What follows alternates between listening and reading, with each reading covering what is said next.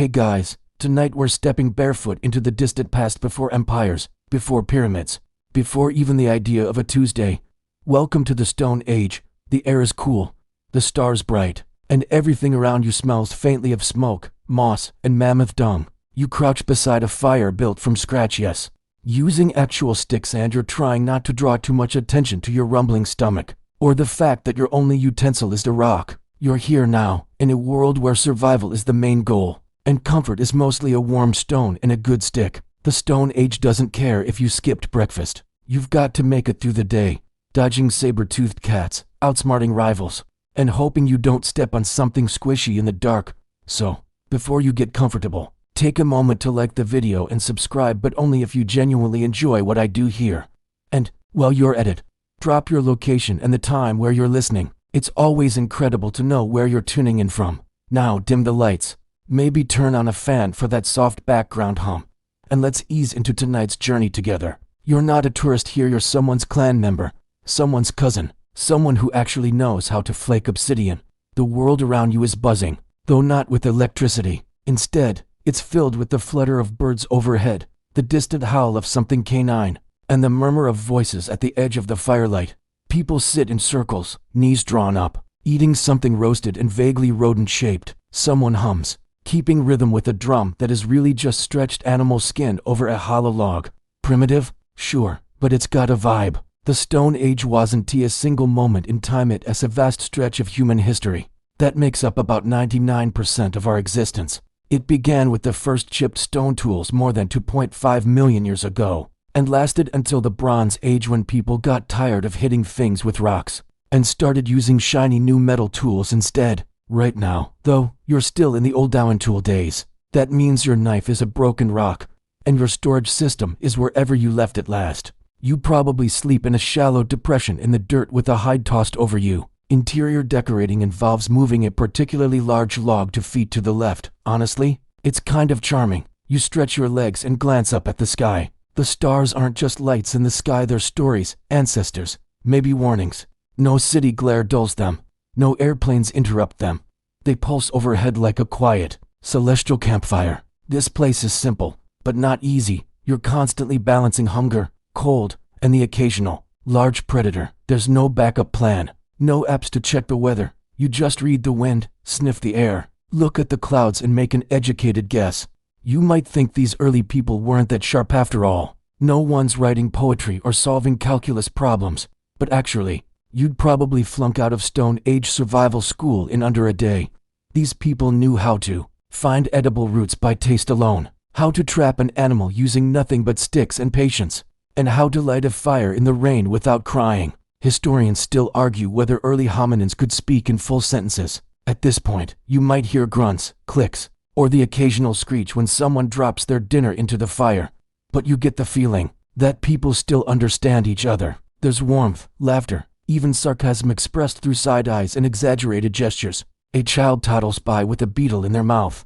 Someone gently retrieves it, sighing. And while you don't have a calendar or a journal, you mark time by the seasons: the flush of berries in late spring, the crunch of frost underfoot in autumn, the way the birds start singing a different tune when it's time to move camp. There are no names for things yet, not really, but everyone seems to know what matters. That tree with the bend in it is good for shelter. That patch of ground smells wrong, probably where something died. And that ridge over there? It's got the kind of flint you want if you're making a scraper. You spend your days moving, scavenging, maybe gathering some sweet tubers or snacking on grubs if you're lucky. Nighttime brings the hush, the quiet hum of insects, the pop of burning wood, and the rhythmic breathing of your clanmates as they drift off. There's a rhythm to it all, a slow, dreamlike pace that doesn't rush. No one's late for anything. No one's worried about emails or taxes. The only deadline is daylight, and even then, the sun takes its time. One elder begins to hum a melody, eyes closed, as if calling the stars closer. Another gently chips away at a stone, creating a tool that could be used to prepare food or defend a friend. It's both art and utility, and when the light hits the flint just right, it glimmers like glass. You notice, too, how quiet your own thoughts are becoming. No buzz of notifications, just the pulse of firelight, the whisper of ancient wind across the grasslands, and the growing sense that maybe, just maybe, your ancestors were onto something. You wake up stiff, cradled by the earth and half covered in a hide that smells faintly of smoke and damp fur. The fire from the night before has gone out, leaving only a few glowing embers, a crow caws in the distance, and the sky is just starting to pinken. The Stone Age doesn't come with snooze buttons. When the sun's up, your joints creak as you rise, and you remember, this world isn't designed for comfort, it's designed for movement. And move you must today. Like most days, you'll follow the clan as they search for food, water, and shelter, all while hoping a leopard doesn't decide you are breakfast. Let's rewind the clock even further. Picture it, somewhere in eastern Africa, about 4 million years ago, your distant ancestors are standing upright for the first time. Not confidently. Think baby giraffe trying to moonwalk. But it's happening, over time. They get better, straighter backs, longer legs, and a gait that lets them travel farther, faster. This whole walking thing is a big deal. It frees the hands. Now those clever fingers, once busy with knuckle walking, are twiddling stones, holding babies, and eventually making tools, opposable thumbs. Total game changer. You can thank those early hominins every time you hold a spoon, or scroll through your phone at 2 a.m., though they wouldn't have known what to do with either. The species that eventually becomes Homo sapiens, that's you, by the way, starts to separate itself from the pack. Larger brains, flatter faces, a brow ridge that says, I've seen things. Still, you're not the only upright walker on the scene. There's Homo habilis, Homo erectus, Homo naledi, a whole awkward dinner party of early humans, coexisting and sometimes competing. Historians still argue whether they interbred, ignored each other, or shared recipes for roasted termites. But one thing's clear, they walked and walked and walked, across plains, along rivers, through forests. Their feet hardened, their calves strengthened, and their bodies adapted to endurance over speed. No, they couldn't outrun a cheetah, but they could outlast one. You get up now, brush the dust from your knees, and join the group as it heads out. Walking is the rhythm of the day. The ground is uneven but familiar, ancient pots formed by generations before you, some leading to seasonal watering holes, others to groves rich with edible roots. You carry nothing but a stone blade tucked in a fiber belt and a pouch made from animal stomach. It smells weird, but it works. The walk is long, but it's never dull. You listen, you sniff, you observe. Every cracked branch or turned over stone might be a clue. You read the world like a storybook, though no one has invented letters yet. A pile of dung, elephant, 2 days old, broken twigs and a bit of fur. Something was dragged here last night, probably by a lion. You decide not to linger. There's a hush to this landscape, but it's not empty. Birds chatter, insects click, and your fellow travelers murmur softly. Sometimes someone hums a melody passed down, perhaps from no one in particular. It helps pass the time, and maybe it keeps the predators guessing. You walk like this for hours. You stop occasionally to dig up something edible or crack open a termite mound for a crunchy snack. Once, someone lifts a flat stone and uncovers a scorpion. Everyone jumps back. One brave soul pokes it with a stick. Just curiosity. No scorpions on the menu today. As you walk, you start to appreciate your own body more.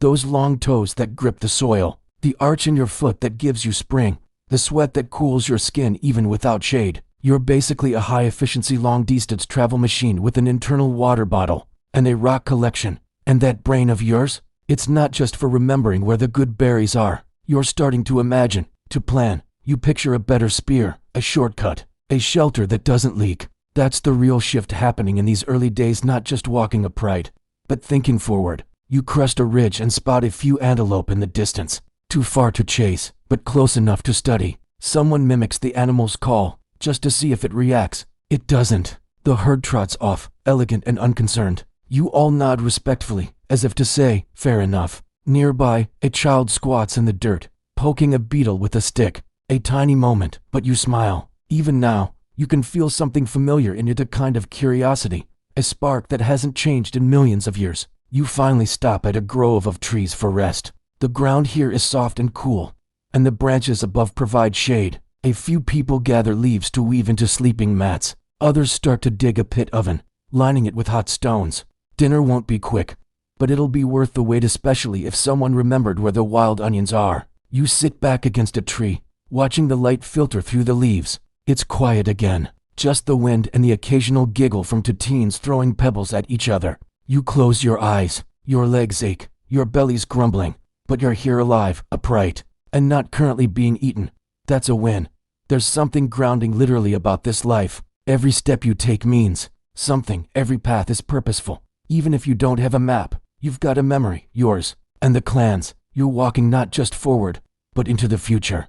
You stir just as the sky shifts from golden to gray. Mist clings to the low brush and beads on your eyelashes. Around you, others begin to wake with soft grunts and stretches. A few cough quietly. One person sits upright, hair like a bramble nest, looking dazed and very much not a morning person. Some things truly never change. The trees whisper above, and somewhere nearby, a bird calls out in a voice that sounds oddly like it's mocking you. You blink and yawn, rubbing sleep from your eyes with fingers still crusted in the dirt of yesterday's travels. You slept on the ground again, of course, tucked into the shared body heat of your small clan. The hide you used as a blanket smells like, well, something between wet dog and old stew. You're used to it. Life in the Stone Age is not glamorous, but it's undeniably human. This is where community begins, in shared warmth, shared effort, shared yawns as the clan wakes up for another long, unscheduled day. You look around. There's the grandmother, her hair silvered, picking beetles from her food with a sigh. The hunter, still half asleep, sharpening a flint blade against a rock with the lazy rhythm of someone who could do it blindfolded. And the children already running, laughing, and doing their best to trip over absolutely everything. This is your group, maybe 20 or so. People, an extended family of sorts. There are no written contracts, no official leaders, just patterns formed over time. The loudest person isn't necessarily in charge, but they are the one everyone hears when food is ready. Clans like this were common in the Paleolithic world. Historians still argue whether they were strictly family-based or more loosely formed out of necessity. Some believe they may have included outsiders now and then adopted individuals, lone travelers, people absorbed into the rhythm of the group. Others suggest that small clans were so interdependent that strangers weren't trusted easily. Whatever the case, your clan runs like a sleepy but loyal machine. Everyone has a job, or more accurately, everyone does what needs doing. Roles aren't rigid, but you know who's likely to fetch water, who will skin a rabbit best, and who to avoid when their stomach growls.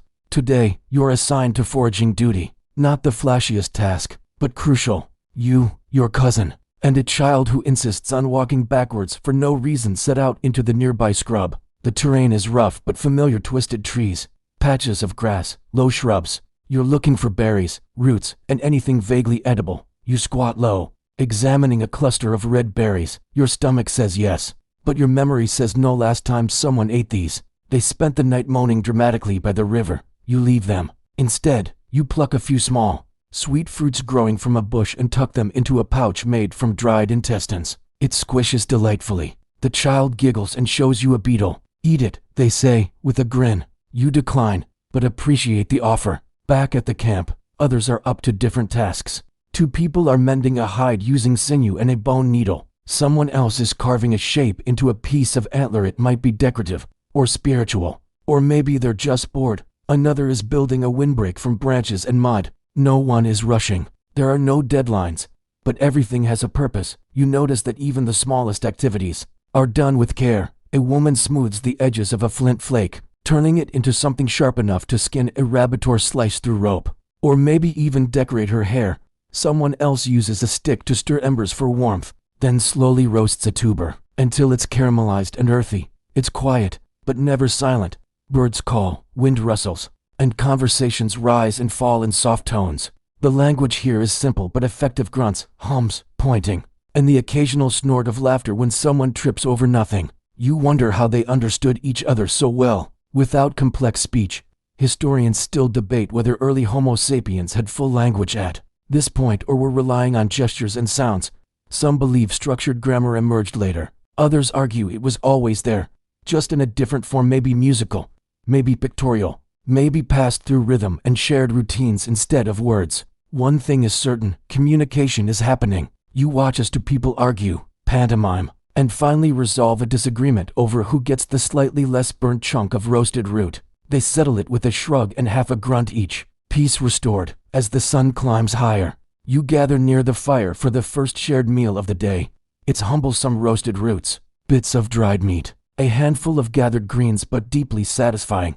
The flavors are smoky, bitter, and surprisingly rich. Your fingers get sticky. You wipe them on your fur wrap without shame. Afterward, someone begins to hum again, a deep, lilting tune that seems to rise from the earth itself. A few people join in. There are no lyrics, just sound, a lullaby to the land. You tap your foot gently, feeling the rhythm connect you to something older than memory. As the heat of the day builds, the clan begins to scatter, some to nap in the shade, others to explore a nearby creek. You lie back in the grass, watching clouds drift lazily overhead. Your limbs ache, your belly is full, and the world hums around you. It's in these moments, the in-between, the ordinary, that the bonds of the clan grow strongest. No medals, no trophies, no elaborate traditions yet. Just shared space, shared breath, shared effort. This is your tribe, your people, you belong. The sun dips low again, casting long shadows that stretch like reaching fingers across the grassland. You rise from your patch of earth, brushing off bits of grass and the occasional bug that thought your leg was a scenic perch. The air cools gently, and the golden hour makes even muddy feet and tangled hair look a little poetic. It's time to move. Camp. The idea might sound exhausting, but for your clan, it's just part of the cycle. You rarely stay in one place for long. The berries nearby are picked clean. Small game has caught wind of your presence. And the stream you've been using? It's starting to smell suspiciously like yesterday's stew. So you pack up, which is to say, you gather the very few things you actually own. Your toolkit includes a flint scraper, a small pouch of dried roots, and a hide rolled around your shoulders like an itchy but dependable cape. Someone else carries a bundle of firewood, tied with vines. Another shoulders a sleeping child who's drooling onto their back. This is a migration of sorts, though you're only going a few miles. Still, it's a whole production, a slow parade of sunburned, barefooted humans walking with purpose and a lot of grunting. Your path is familiar. It's one of many ancient trails carved into the earth, not with machines, but with repetition. Thousands of footsteps, season after season. You pass a grove where your grandmother once dug for yams, a rocky outcrop where someone swears they saw a spirit. You stop to sniff the air. Is that rain coming? Or just a skunk-like animal in distress? As you walk, you keep an eye on the sky. The clouds are stacked like layers of dirty wool. There's a breeze now, and you feel the need to move faster. Not panicked, just purposeful. Everyone senses it. No one says it out loud. Along the way, you spot signs of other clans. Charcoal rings from old fires. A few smoothed stones laid in a curious pattern. Were they marking something? Or just bored kids making art? Historians still argue whether such early patterns were spiritual, social, or just humans doing what humans do, leaving marks, ranging the world, trying to make meaning in the mud. You eventually arrive at a low ridge near a narrow stream.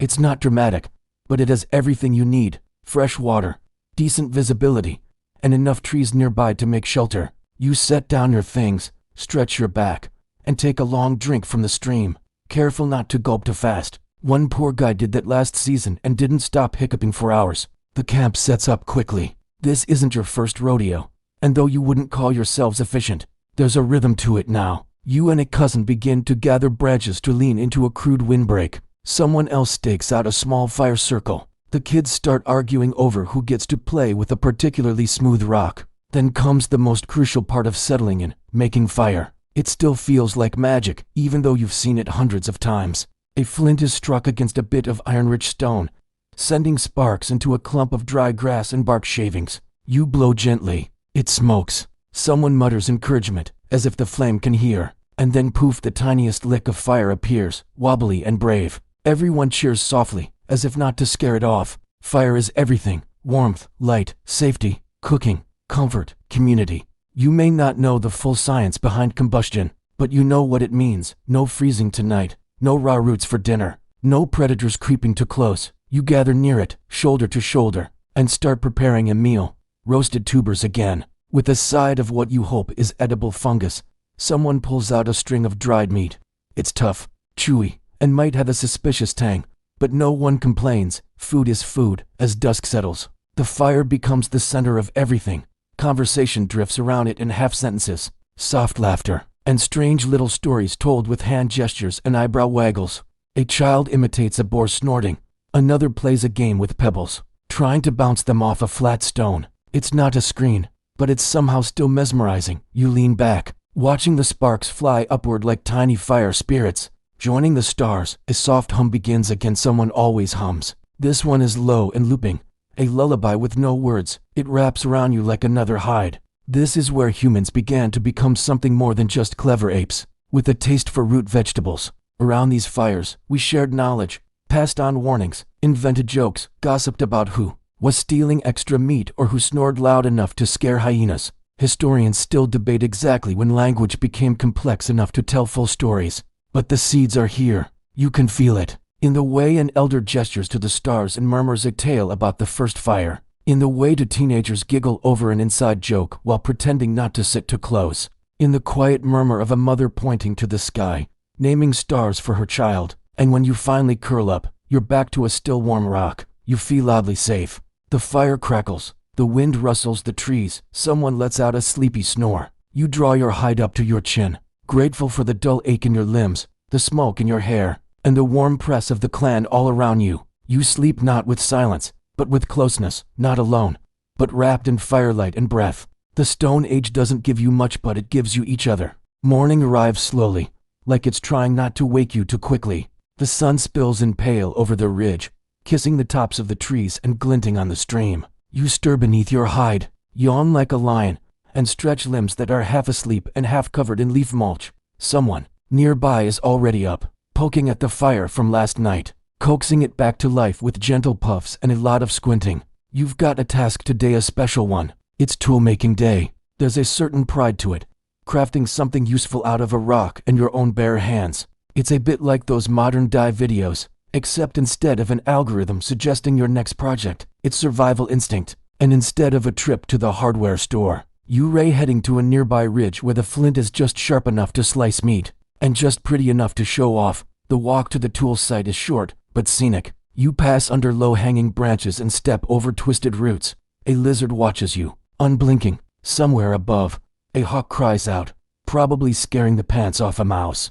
You arrive at a small clearing where the ground is littered with sharp flakes of stone, evidence of past visits. This is your workshop. Open-air. No roof. No rules, except don't stab yourself. You kneel on the ground, pick up a chunk of raw flint, and examine it. It's cool to the touch, slightly translucent at the edges, with a satisfying weight. You clutch a hammerstone around her, denser rock, and start to strike it with precise, angled taps. Clack, clack, flake. That's the rhythm. There's music in it if you're patient. You rotate the core, angle your strike, and crack a sliver peels off, perfect and sharp. You run your thumb gently along the edge and nod with satisfaction. It's a scraper, ideal for removing hide or carving wood. Or, if you're feeling generous, a gift to someone who keeps misplacing theirs. Historians still argue whether toolmaking was primarily done by one or two individuals per clan, the craft specialists, or if everyone dabbled as needed. But here and now, you know that you enjoy it. There's something meditative about it, predictable, peaceful, like whittling your worries away, one flint flake at a time. Your cousin, sitting nearby, grumbles as their own stone splits wrong. Too soft, they mutter. You offer them one of your spares. They accept without a word but shoot you a look of mild gratitude, which, in Stone Age terms, is practically a hug. Once your tools are ready, you begin a demonstration, half practical, half flex. Using your freshly sharpened edge, you strip bark from a branch in long curls. Then, with careful pressure, you begin shaping it into a digging stick. This isn't just any stick, it's your multi-purpose, all-terrain, underground tuber extracting champion. Every good forager needs one. You also craft a few small blades for skinning, 2 projectile points for hunting, or just looking cool, and a makeshift spoon. The spoon isn't essential, but let's face it, drinking soup straight from a hollowed gourd gets messy. By midday, your pile of tools is impressive, not in a showy way, but in a I-could-probably-survive-alone-for-a-week kind of way. You feel capable, grounded, sharp, not just because you're holding knives. Stone tools, especially in the Paleolithic, weren't just objects.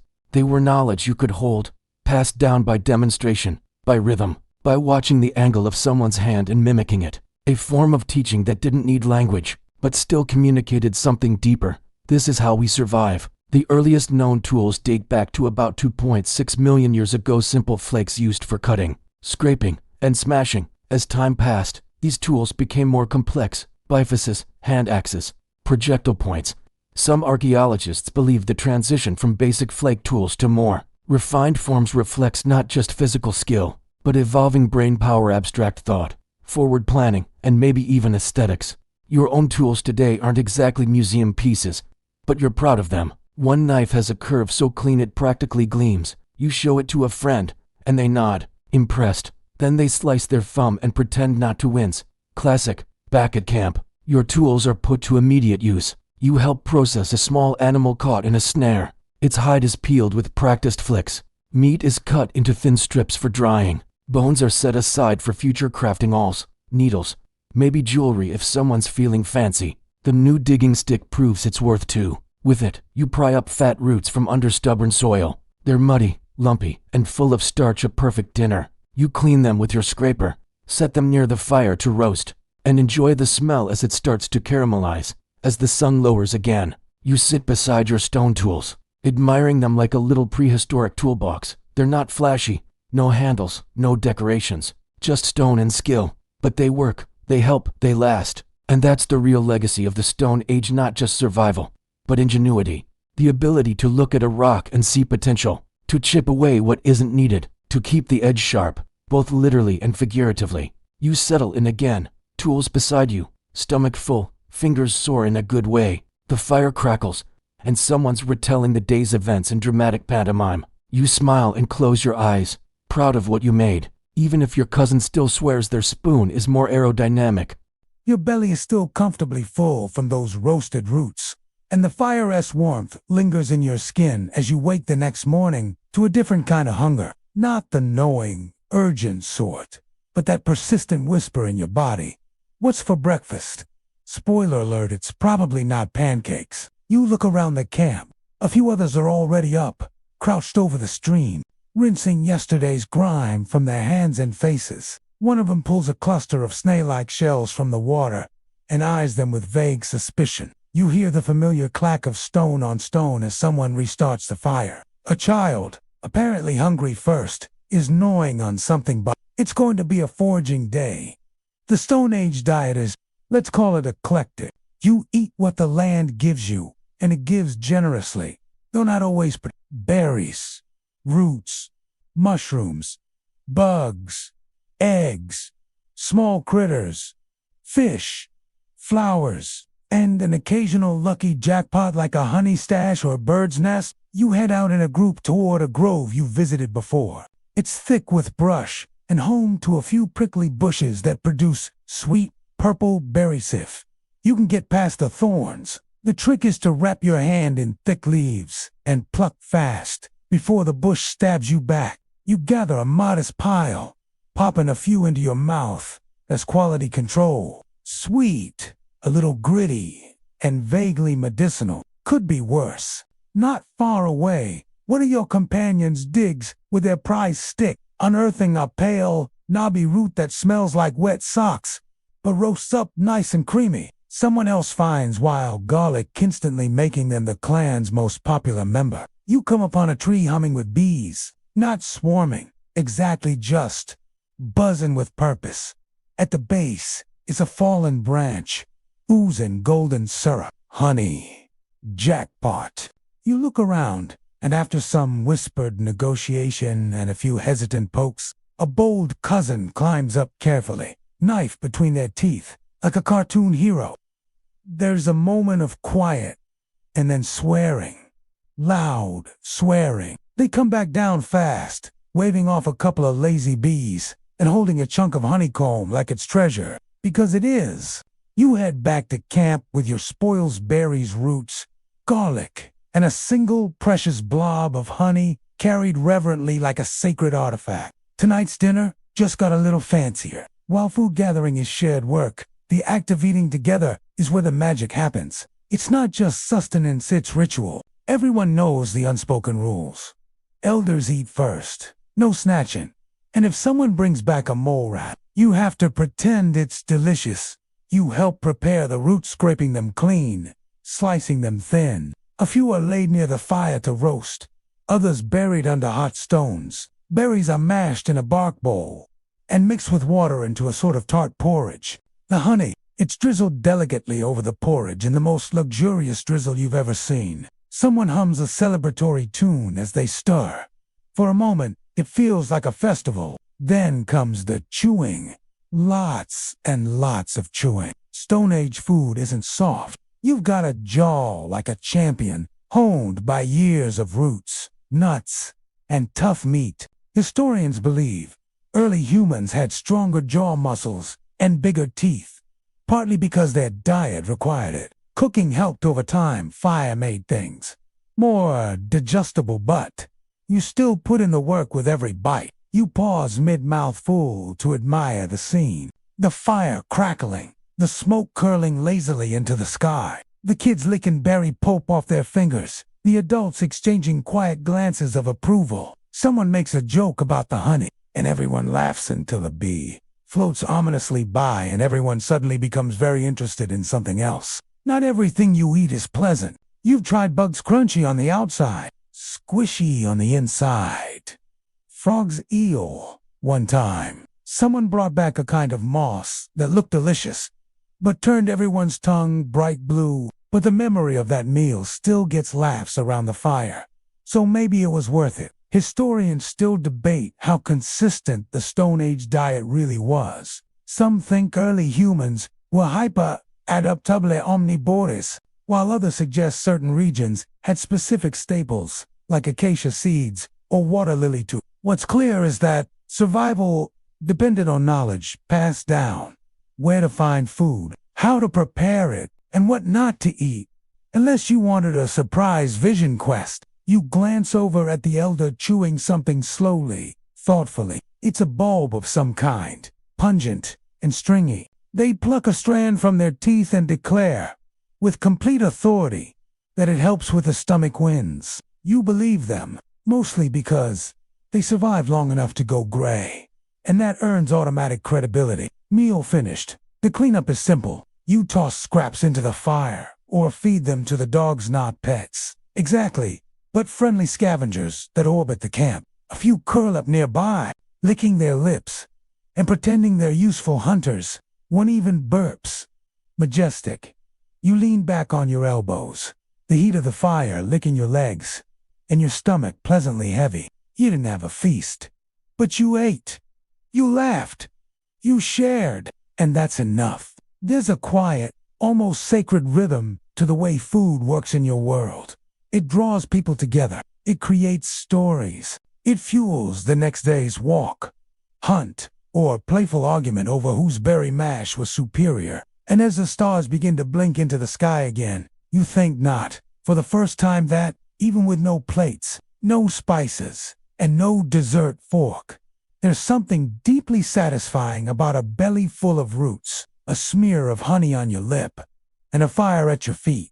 The fire's warmth clings to your skin as morning mist slinks between the trees. You're up before the others, stretching sore legs and checking the crude leather thong that holds your one prized possession, a chipped but loyal flint blade.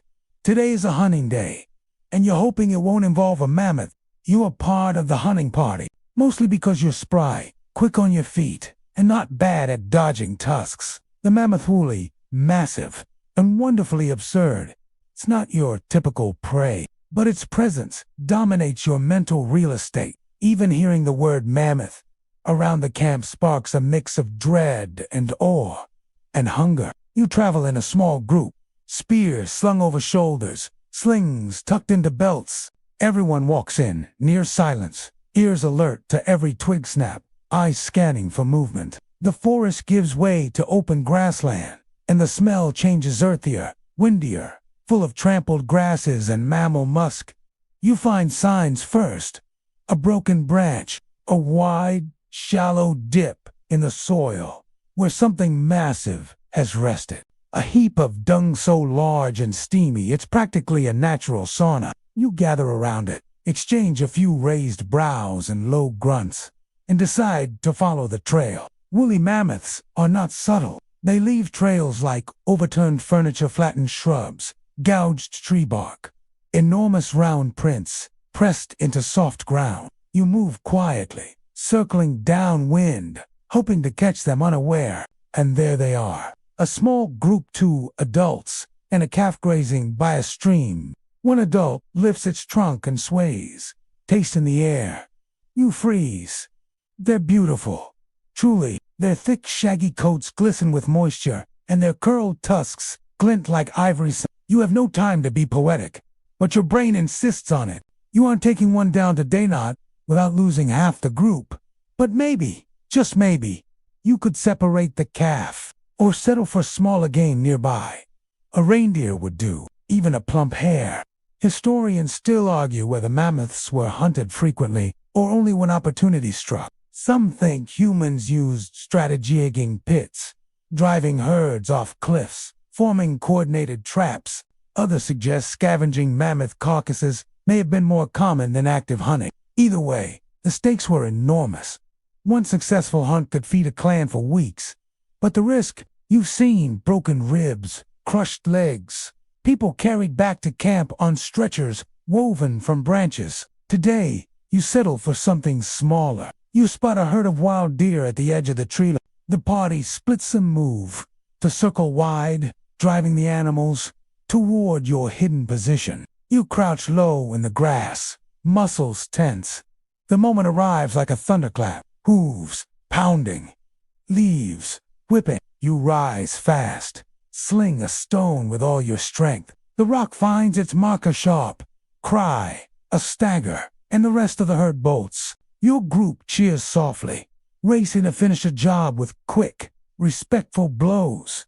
It's not a mammoth, but it's meat, and that means celebration. You help gut and clean the animal, hands sticky and red, but this is a sacred task done with thanks and quiet murmurs.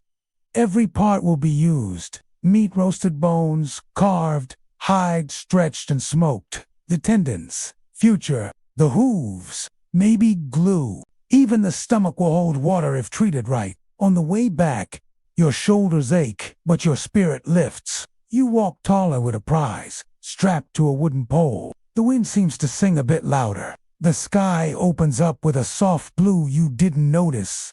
On the way out, back at camp, smoke rises from the hearth. Children rush to see the catch. Elders nod with approval, and the quiet machinery of the clan whirs into action. Fire stoked, skin scraped, spears checked and hung. And then the feast. Meat sizzles, fat drips. The scent pulls everyone into a happy trance. There's laughter again, low and slow, blending with the rhythm of chewing. Someone retells a story about the time a mammoth charged straight into the river and refused to leave. Another mimics your heroic rock throw with increasingly exaggerated arm movements. There's a small ceremony before the first bite. The oldest clan member offers a piece to the fire, a gift to whatever spirit watches over hunters and prey. Maybe it's superstition, maybe it's gratitude, maybe it's a mix of both, wrapped in smoke. As you chew, slowly and methodically, you reflect. Hunting isn't just about meat, it's about skill, patience, risk, and the woven net of trust between people. You have to rely on the others. You have to believe they'll spot the danger you missed, that they'll pull you from harm if things go wrong. The night winds down with the fire low and stomachs round. You stretch out on the earth, looking up through a gap in the trees. The stars above are silent, ancient, and probably unimpressed. But in your bones, you feel a flicker of pride. You hunted, you shared, you survived, and somewhere, not far away, a mammoth trumpets gently into the dusk, completely unaware of how many dreams it's part of tonight. The morning sun filters in slowly, slipping past the tree line and warming the stone at your back. You stretch your arms overhead, blink against the light, and then hear its soft squabbling and a rhythmic thud-thud of something being enthusiastically whacked against the ground. The children are awake. Raising children in the Stone Age isn't exactly a peaceful journey. There are no diapers, no cribs, no pacifiers, shaped like cartoon animals. Just dirt, rocks, fur bundles, and an incredible tolerance for noise. But somehow, it works. You glance over at a toddler, chewing thoughtfully on a stick. She seems content, though her face is smeared with something suspiciously sticky. And she's very focused on stabbing a beetle with a twig. Nearby, a slightly older boy runs by in nothing but a loose hide tunic, waving a bird feather and shouting something about monster tracks. You sigh. This is normal. In your clan, everyone helps raise the young. It's not the responsibility of one pair of parents. Elders tell stories. Adolescents keep watch. Mothers plural nurse and soothe babies. Sometimes, not even their own. You take a turn to carrying little ones on your hip while working, teaching them to spot safe berries, and occasionally stopping them from licking frogs or climbing dangerously unstable rocks. Historians still argue whether prehistoric societies were matriarchal, patriarchal, or something else entirely. But one thing's clear. Raising children was a group project. And the kids, they weren't sheltered. From the moment they could crawl, they were part of daily life. No babysitting, no isolation, just full integration into the messy rhythm of survival. You walk past a group of children clustered around a puddle. One is poking at it with a stick. Another is building a house from rocks and moss. There's an ongoing debate about whether frogs have families. A baby is strapped to a young girl's back with woven sinew and fur, drooling happily onto her shoulder. No one's supervising closely, but everyone is keeping an eye out. Your earliest memories come back, faint and fuzzy like cave smoke. You remember the feel of cool stone against your cheek as you napped in a pile of fur, the sound of distant drumming, someone pounding a rhythm for a dance or a ritual. You remember someone's rough hands brushing your hair, telling you not to eat berries with blue dots unless you wanted to sleep for a week. You shake the memory and return to the present. Someone's crying. A shriek, a thud, and then silence. You rush over. Turns out, two boys were sword fighting with thigh bones. One lost, not seriously, just a scraped elbow and some hurt pride. You wash the cut with clean water, wrap it in a soft strip of hide, and tell him he's very brave, but absolutely not allowed to joust with bones. Stone Age parenting at its finest. Toys, if you can call them that, are often just small versions of tools. A miniature spear made of wood, a pretend scraping stone. Children learn by copying adults badly at first, but with great enthusiasm. You once watched a 4-year-old try to set a snare for a squirrel using twine, a rock, and a chunk of cooked meat. The squirrel was not impressed, but trial and error is how they learn. No schools, no tests, just endless practice and the occasional scolding when someone tries to start a fire inside the sleeping cave again. Still, some of the kids are surprisingly clever. One little girl figured out how to carry water in a hollowed gourd without spilling a drop. Another boy invented a new way to sling rocks, using a strip of sinew and a crooked branch. He now brags he can hit a bird at 30 paces. He can't, but we let him believe it. In the evenings, children sit around the fire, sleepy-eyed and dirt-covered, listening to stories. This is how history is passed down, not with dates and scrolls, but with big gestures, wide eyes, and dramatically whispered endings. Tales of the ancestors, of hunts gone wrong, of spirits in the sky who watch over fires and forests, of the boy who poked the wrong cave and woke the bees. You smile, remembering that one. There are lullabies too, soft hums, passed from mother to child, often nonsense syllables that just feel comforting. One elder sings a tune that sounds like wind through pine needles. Another hums while sharpening her flint knife, and somehow that's soothing, too. The clan's children sleep together in one corner of the shelter, a snarl of limbs, furs, and snores. They dream of mammoths, of climbing trees taller than the sky, of becoming hunters, artists, or fire starters. Yet tuck one in with a fur scrap, brush leaves from his hair, and sigh. It's not always easy. Illnesses come fast and cruel. Accidents happen, falls, bites, fevers. There's no hospital, no medicine except what can be chewed or smeared. But the clan knows what to do. You've learned which roots reduce fever, how to keep a baby hydrated with broth, how to wrap a broken limb with bark and patience.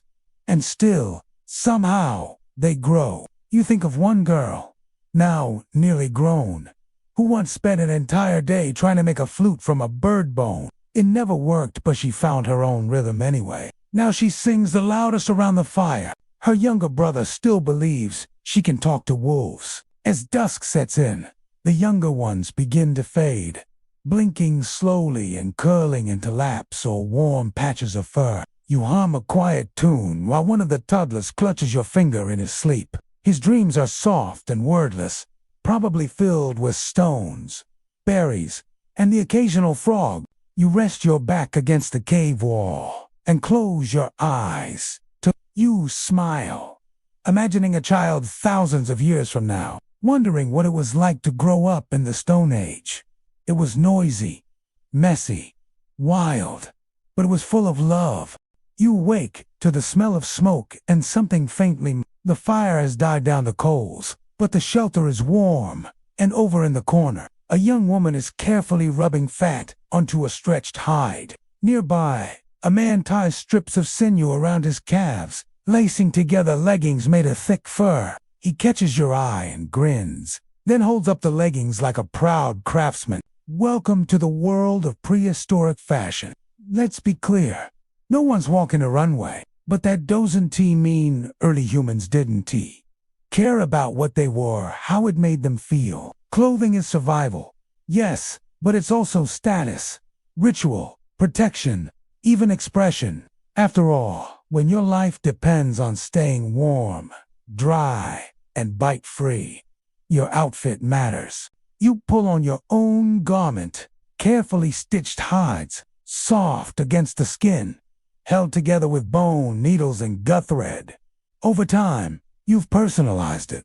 Some fringe on the hem, a row of beads made from tiny shells, a pouch tied at the hip for storing dried berries or interesting rocks. Because, yes, even in the Stone Age, people liked accessories. Historians still argue whether clothing in early periods was purely practical, or whether it carried deeper meaning. Spiritual, symbolic. Evidence suggests it was a little of everything. Those odd patterns scratched into leather, maybe they meant something. Maybe they were doodled, maybe they were ancient inside jokes. Your shoes are made from soft animal hide, tied with leather cords. They're thick enough to protect you from the forest floor. But flexible, need to feel the ground when you walk. Hard soles haven't been invented yet, but your clan has discovered that stuffing moss inside the shoes keeps feet warmer and blisters to a minimum.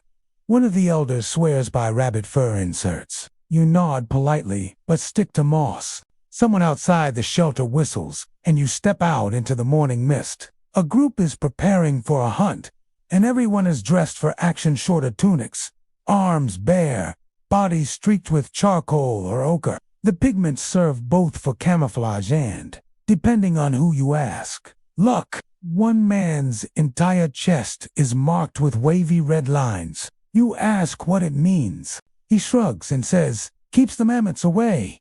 He's joking, probably. The women staying behind are already starting on tanning hides. It's a smelly, labor-intensive process, scraping the flesh, softening with fat or brains, and then stretching and smoking the hides to preserve them. You help one woman fold a finished piece. The leather is supple and strong. It will soon become a jacket, or a baby sling, or maybe a ceremonial hood with feathers and painted dots. Speaking of feathers, one girl walks by wearing a headdress made entirely of raven plumes, secured with clay beads and tiny bones. She struts a little. You can't help but smile. Even in the Stone Age, style is a thing.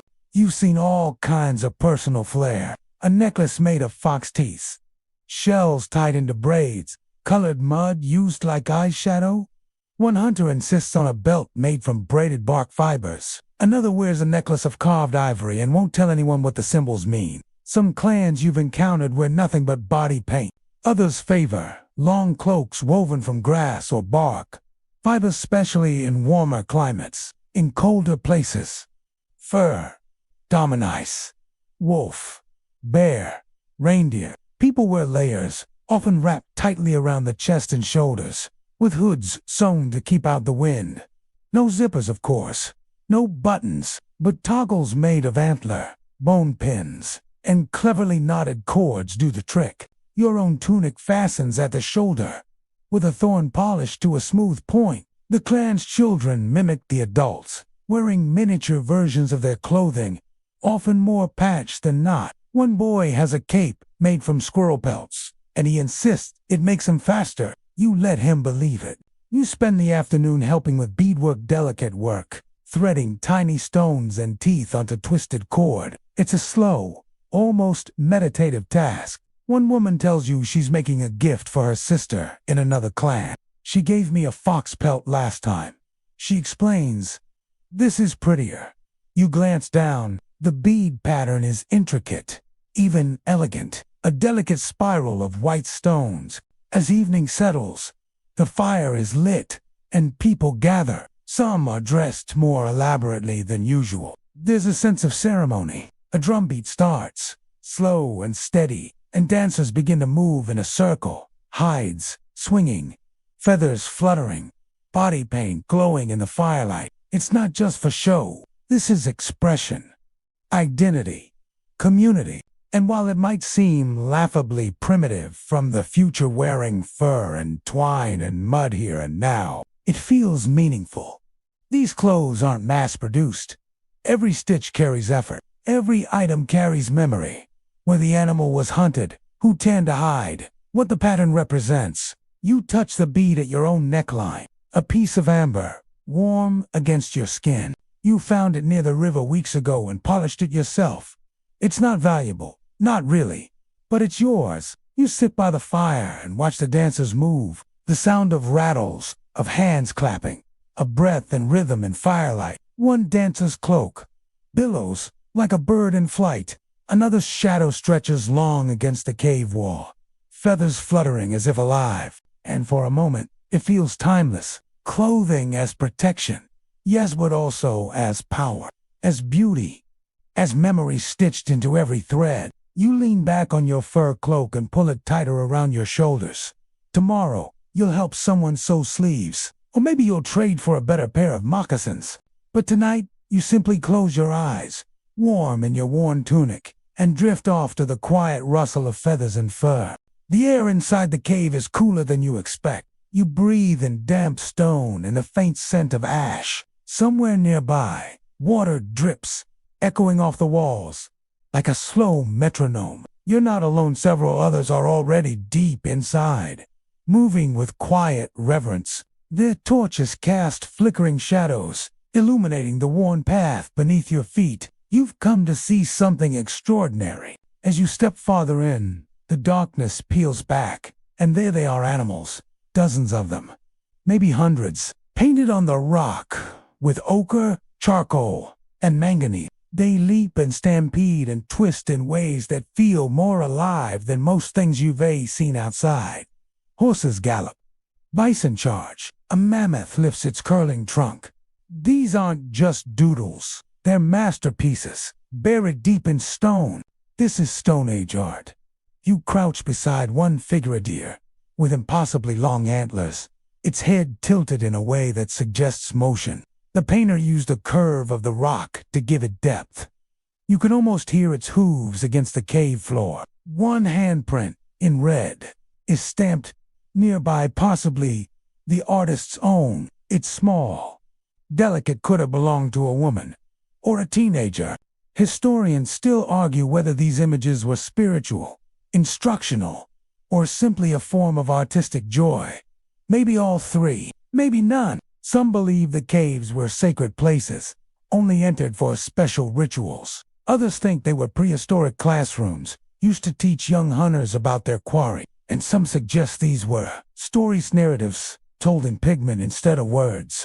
You try to imagine the artist at work, kneeling with a bowl of crushed red ochre mixed with fatter water, blowing pigment through a hollow reed to spray color across the wall. Using fingers, sticks, even hairbrushes. Light would have come only from stone lamps, fat-soaked moss, flickering just enough to illuminate the surface. Imagine trying to draw like that. One slip, and your carefully outlined aurochs becomes a slightly lumpy goat. Still, the skill is undeniable. The shading, the motion, some animals are drawn with multiple legs, creating a blur effect, as if caught mid. Others are carefully etched before being painted, the grooves still visible under the pigment. And then there are the symbols, dots, lines, zigzags, abstract patterns that seem to mean something. Maybe a count of animals seen or hunted. Maybe part of a ritual chant. Maybe the world's oldest emojis.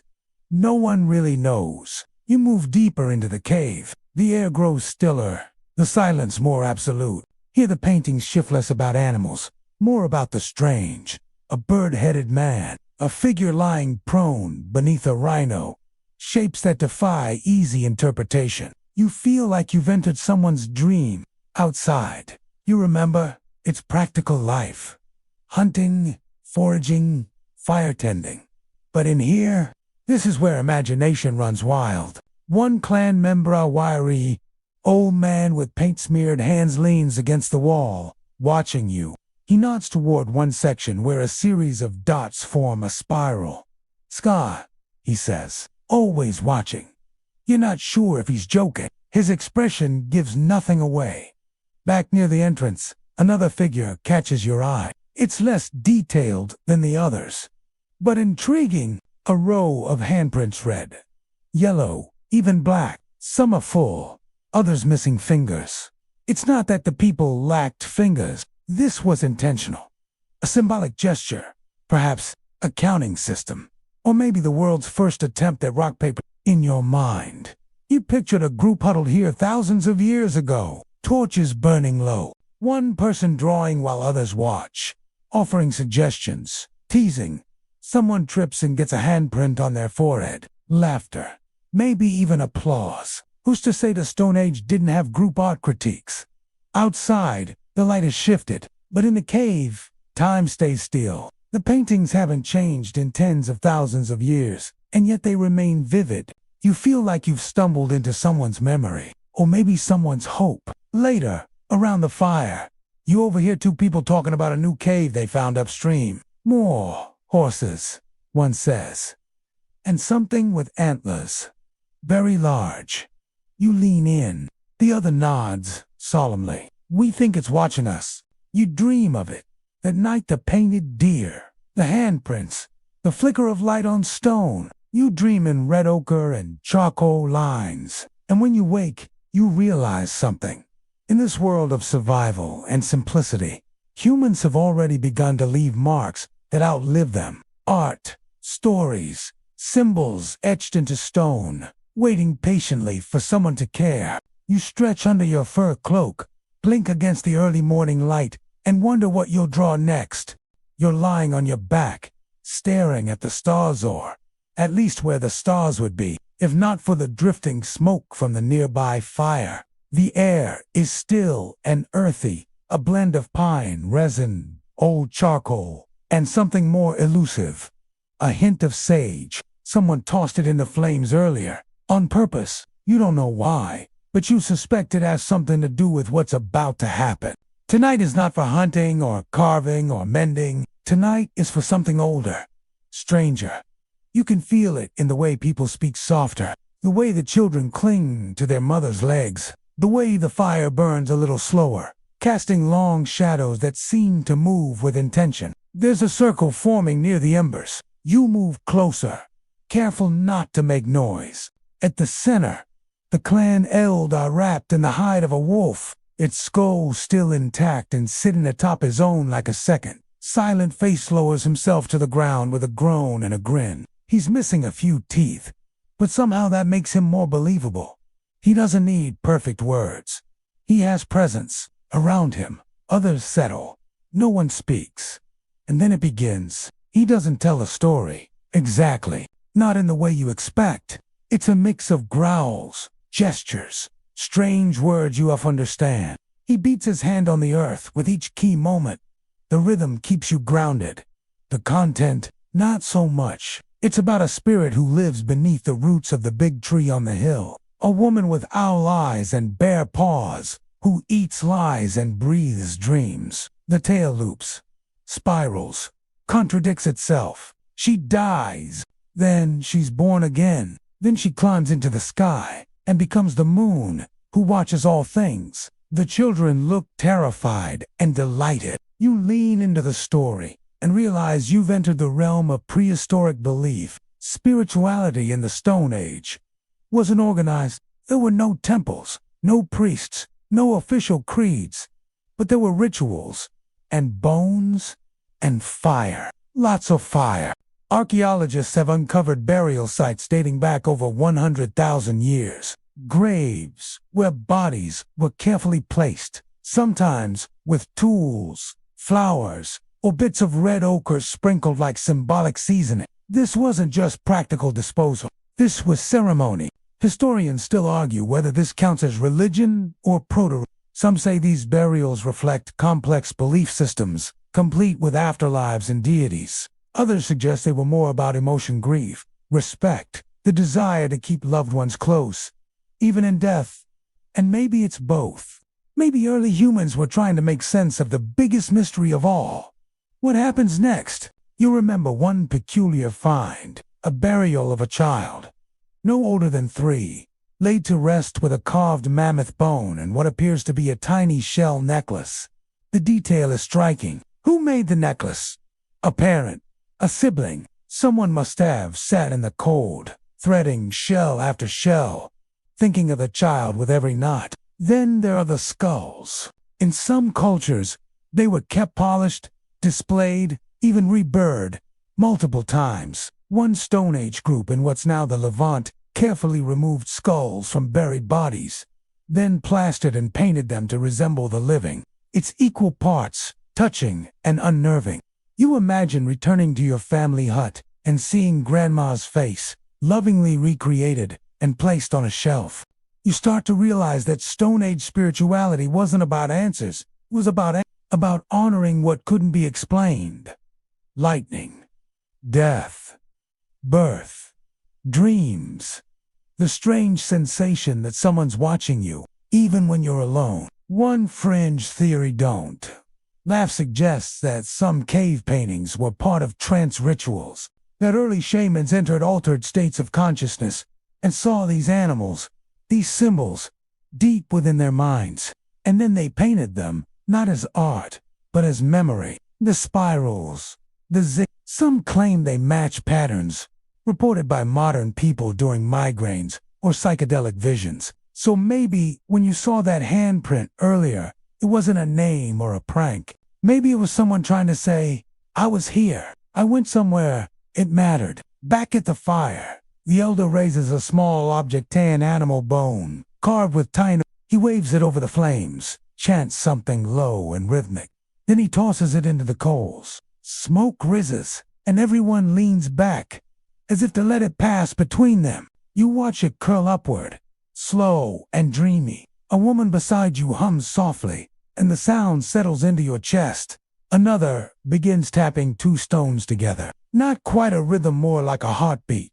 Thump, boom, pause, thump. There's no dogma here, just shared mystery. Later, when the embers glow low and most have drifted off to sleep, you stay awake, watching the moon rise. Is it really the old-eyed woman from the story? Of course not. Probably. Maybe. And just like that, you understand the brilliance of Stone Age belief. It didn't need structure. It didn't need proof. It was an act of wonder, a way to hold hands in the dark and whisper, let's pretend we understand. You wake to a low growl, not threatening, but deliberate, steady, curious. You don't move right away. Your eyes flutter open, your fingers still curled into the warmth of a fur pelt. The fire's mostly ash now, smoldering faintly under the glow of early morning. Across from you, at the edge of the clearing, it watches. The animal is wolf-shaped, but not quite a wolf. Its ears are pricked, but relaxed. Its eyes track you, but there's no hunger in them, only something eerily close to recognition. It steps forward, quiet as a shadow, then pauses. One of the children stirs and reaches out instinctively.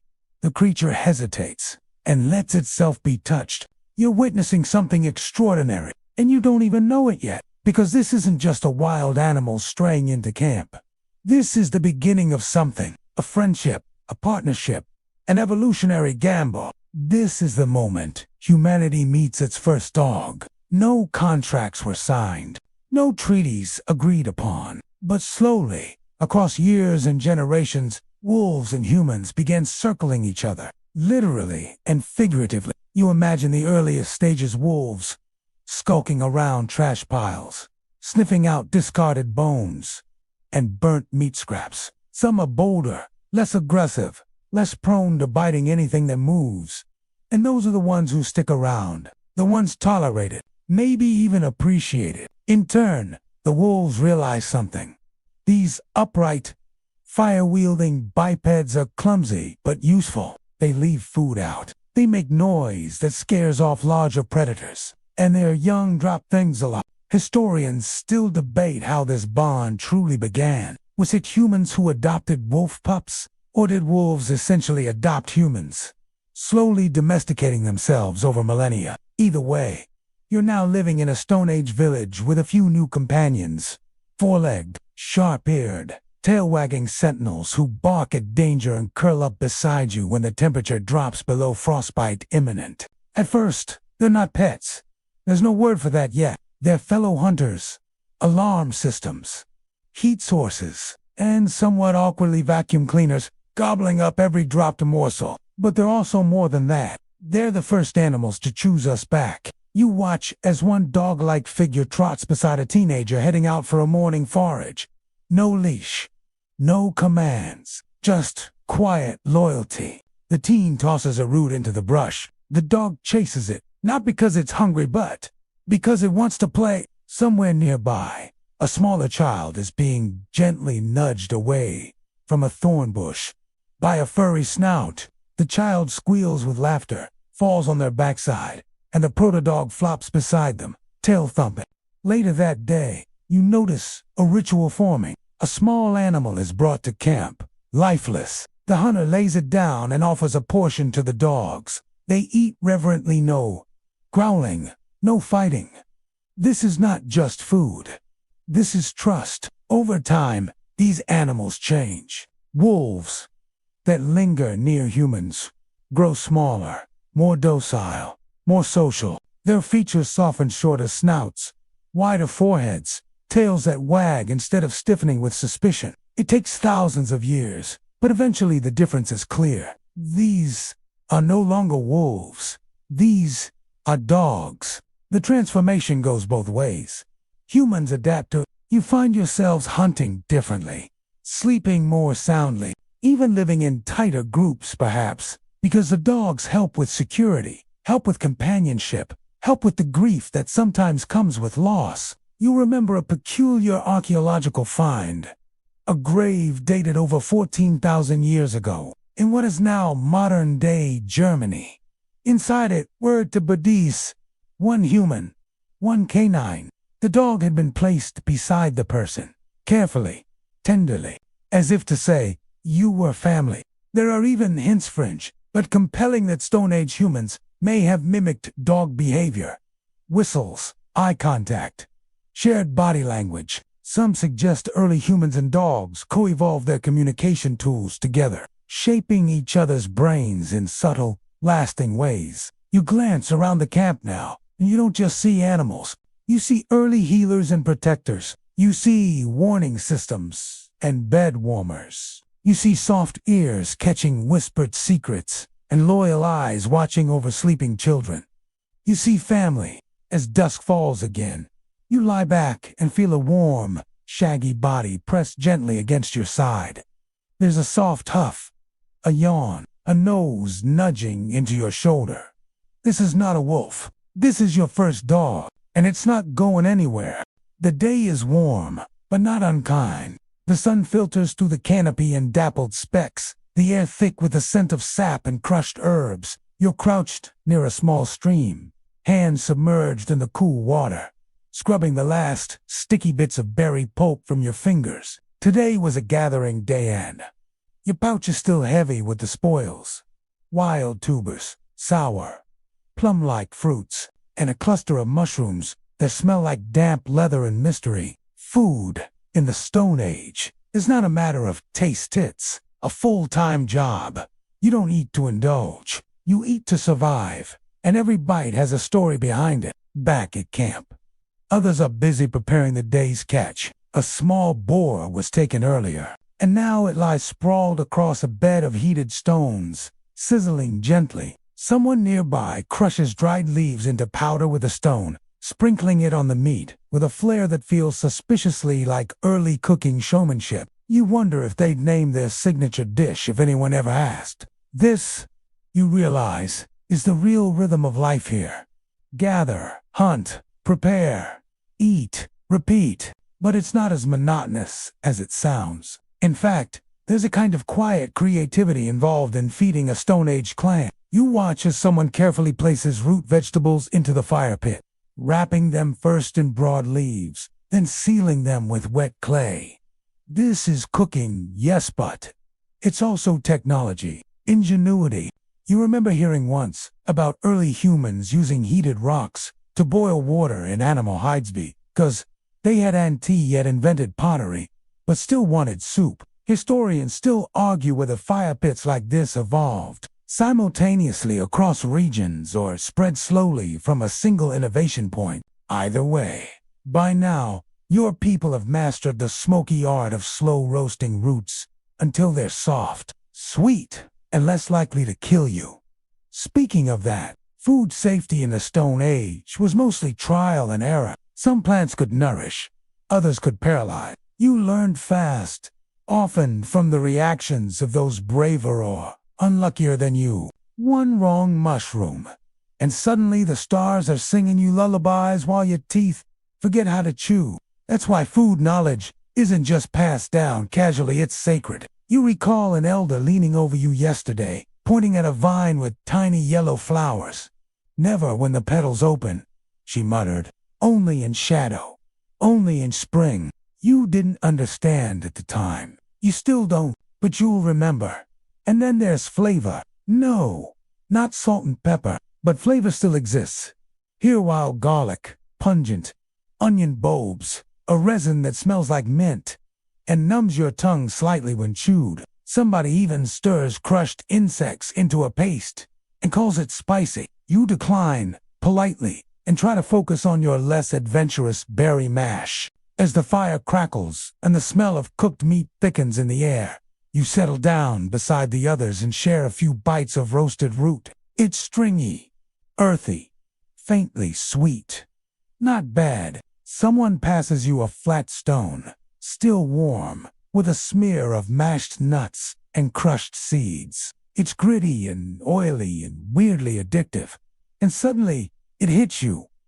This isn't just survival. This is a Stone Age feast. You picture the odd bits of evidence archaeologists have uncovered: pollen residues and buried cooking pits, animal bones charred just enough to suggest roasting rather than raw consumption, and even one 20,000-year-old grindstone still dusted with starch grains, like the ancestor of a very committed baker. One of the fringe theories suggests that ancient people might be a kind of proto-beer, fermenting fruit in small pits and letting wild yeast do the rest.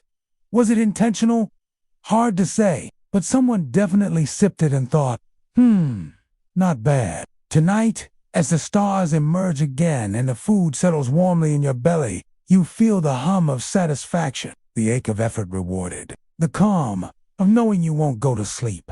Hungry, you think about how this entire process, finding food, sharing it, experimenting with it, has shaped your species, made you more social, more cooperative, more clever. That shared piece of cooked boar wasn't just calories, it was trust, it was community. You lie back, full and tired, a smear of berry still clinging to your chin. A tiny insect buzzes past your ear, and you lazily wave it away. And for a moment, you smile, imagining how one day your descendants will dine by candlelight and call it rustic. They'll spend money on mushroom foam and beetroot dust and pretend it's new. They'll nibble grilled onions and call it Stone Age-inspired cuisine, all while seated in places with climate control and linen napkins.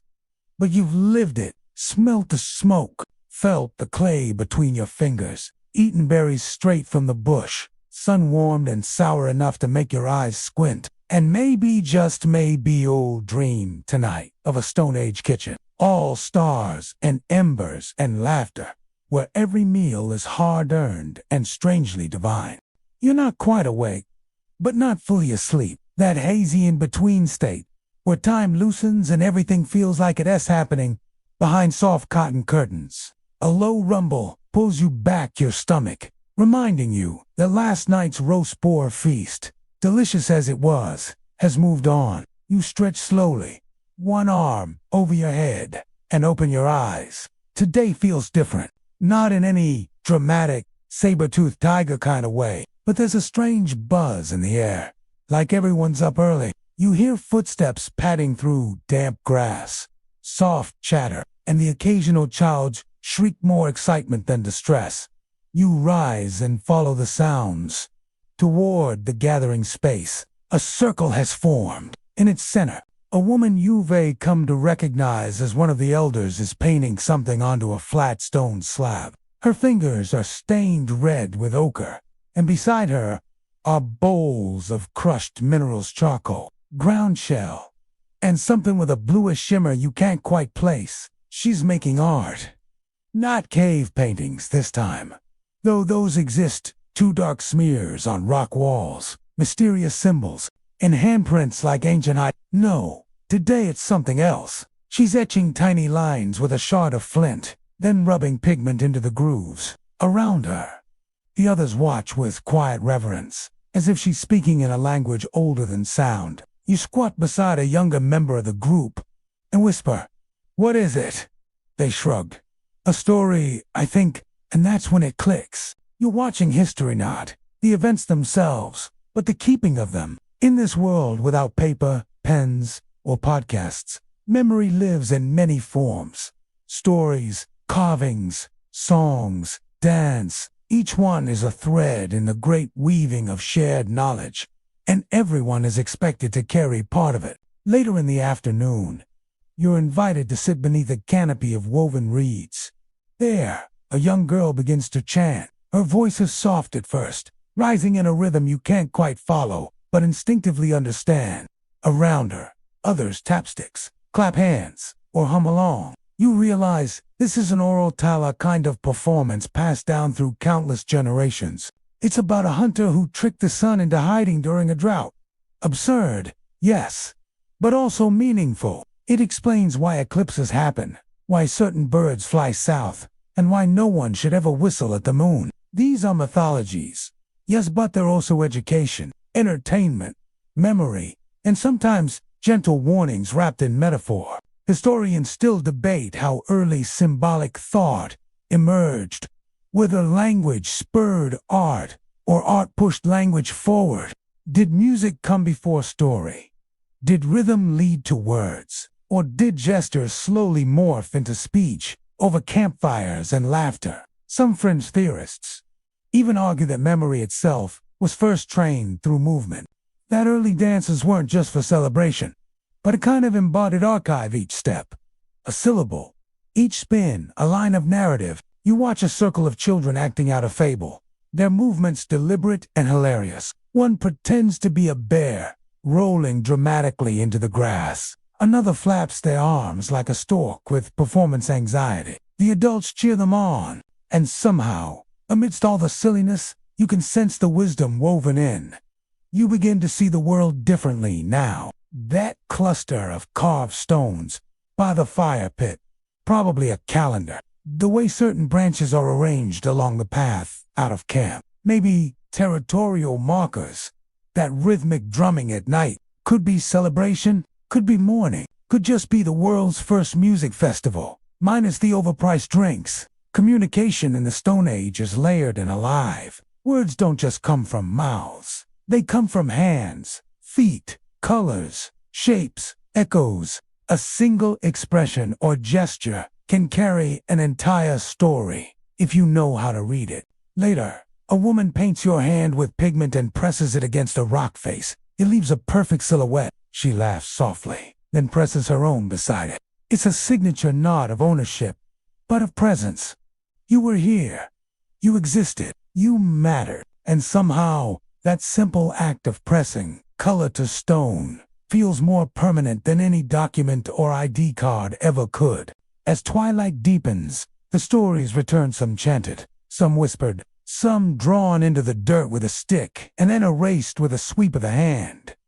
They're not just for entertainment, they're survival, memory, proof that your people know who they are, even without walls, roads, or Wi-Fi. You lie down that night under the stars and imagine what stories will be told about this generation. Will your berry-stained fingers become legendary? Will someone recall the time you fell into the stream chasing an angry goose? Probably. And that's okay, because in a Stone Age, history isn't made of big battles or kings with crowns. It's made of laughter, lessons, and handprints left behind on stone. The sky this morning is soft with mist, dew clinging to the grass like tiny glass beads. Your breath fogs the air as you walk slowly past the sleeping forms still curled under hides and fur.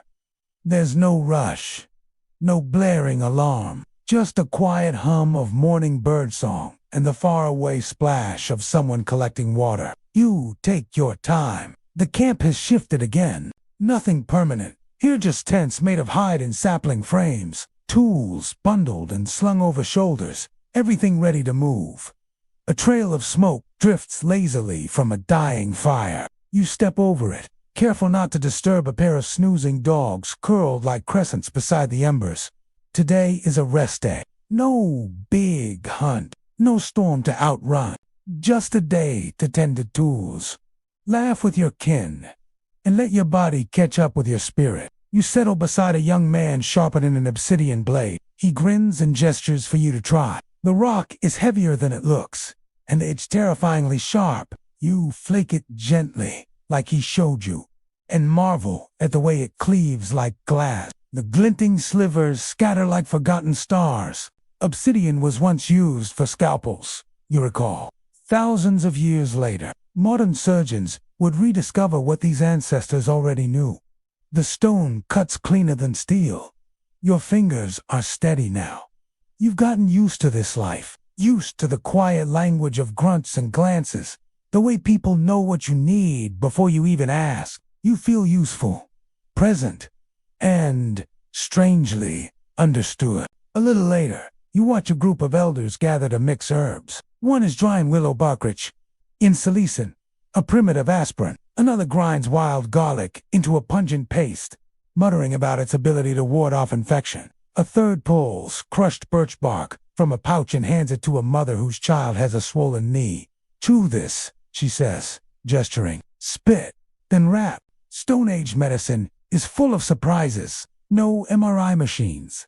No white coats, but observation, experimentation, and centuries of remembered cures. They know which mushrooms are safe, which leaves soothe bug bites, and how to set a broken bone with bark splints and animal sinew. Historians still debate how much of this knowledge was stumbled upon versus consciously tested. Did someone notice that honey kept wounds from festering, or did an unlucky soul discover it only after everything else failed? Either way, the results are real and often ingenious. There's even a rumor in your camp that someone once drilled a hole in a man's skull, and he survived. Trepanation, it's called now. Back then, probably just let's get the spirits out before he explodes. You walk toward the river in the afternoon. Not to bathe, this time, but to reflect. You crouch at the edge and let the water run over your fingers. It's cold and sweet and fast-moving, like time itself. You see your reflection older now, not in years, but in experience. Your hands are calloused, your muscles more defined. There's ash in your hair and dirt under your nails. You look like someone who belongs here. Back at camp, they're preparing a quiet evening. Someone is weaving baskets. Another is carving a flute. A third is teaching a child how to light fire with flint and dried grass. No one speaks too loudly. It's the kind of day where silence is sacred. A wind-down day. Before the next long journey, you sit beneath a tree and watch the sky go lavender. Shadows stretch. The dogs snuffle in their sleep. You nibble on dried fruit and roasted seeds.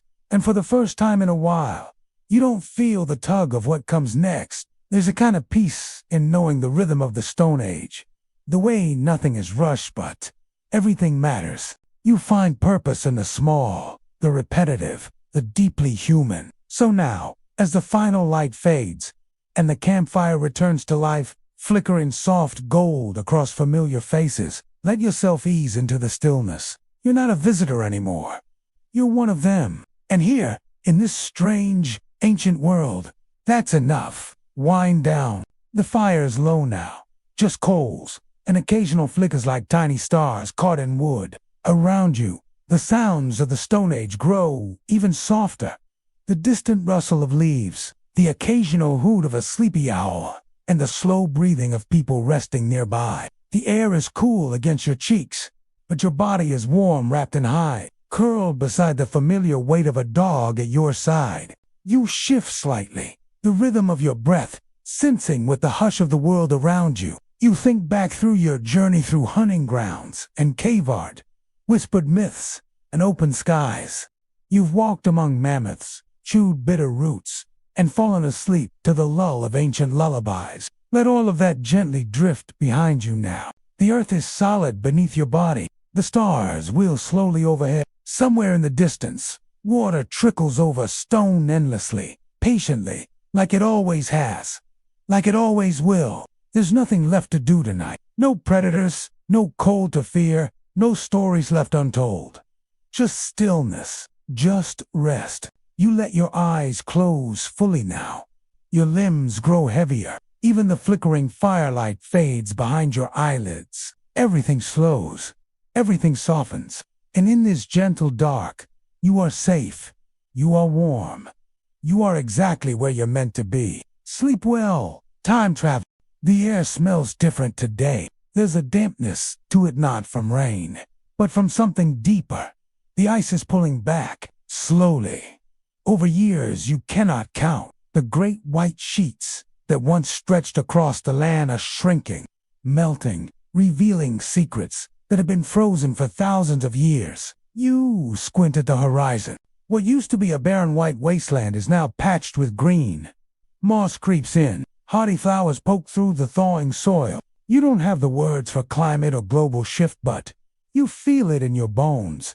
The land is changing, and with it, so must you. Your clan has been moving farther and farther each season, following the herds, yes, but also chasing the warmth. The forests grow denser. The rivers are no longer choked with ice. Birds that once vanished in winter now stay longer. Everything feels alive again. But new life brings new challenges. You walk through one of the greener valleys, marveling at how soft the ground feels under your feet. No more frozen crust, just springy grass, soil that squishes under your heel. And insects are so many insects. You're swatting at them constantly, and not very successfully. Your friends smear ash or crushed herbs on their skin to ward them off. You try it. It only kinda works. You wonder aloud if the bugs existed before, just hidden under the snow. An elder shrugs. Maybe they were always watching, waiting for us to thaw out. There are more animals now, too. Not just the big ones, mammoths, aurochs, reindeer, but smaller creatures. Deer, wild boar, hares darting under the brush. It makes hunting easier, but also stranger. You're not chasing epic, dangerous beasts anymore. You're sneaking up on nervous little things that disappear the moment you sneeze. Historians still argue whether this warming period called the Holocene led to a population boom. But standing here, surrounded by food and fresh water and more babies than you remember from last season, you're leaning toward yes. The camps grow larger. You pass groups you don't recognize. There are new dialects, new traditions. You learn to trade not just goods, but stories, songs, and cooking tricks. One traveler roasts tubers in clay and lets them steam under leaves. You copy him and accidentally burn yours into a charcoal brick. He laughs and hands you one of his instead. You eat it anyway. Around the fire that night, there's music. Someone beats a rhythm on an overturned skin drum. Another hums a low melody, while a third claps sticks together. It's not a performance, more like a group exhale, a way to acknowledge the strangeness of this warmer, wetter world, to celebrate surviving it. And survive you do. You learn to fish in rivers that once ran under ice. You learn which plants grow in these fertile valleys. You even find berries, actual, edible, juicy berries that don't taste like bark. One of your companions picks a handful, holds them up, and says, "It's like eating the sky." You laugh. But he's right. It's not all easy. The thaw brings floods. Rivers swell too fast, drown entire camps, mudslides, take out hunting trails, diseases spread by all those bugs creep into the clan. One child develops a fever and doesn't recover. You bury her under a stone can, place a carved figurine by her side. You keep going. Your body is changed again. Less bulky, more agile. You can sprint through thick woods now, dodge branches, leap over roots. You wear lighter clothes. Your tools change. 2 more barbed points for fishing, smaller blades for carving. Everything feels more refined. One day, you and a small hunting party climb a low ridge. Below you sprawls a valley green dotted with wildflowers, with a gentle stream curling through its center. Birds skim the water. A fox darts along the opposite bank. You breathe in and think, we could stay here. That thought, the desire not just to survive, but to settle plants itself quietly.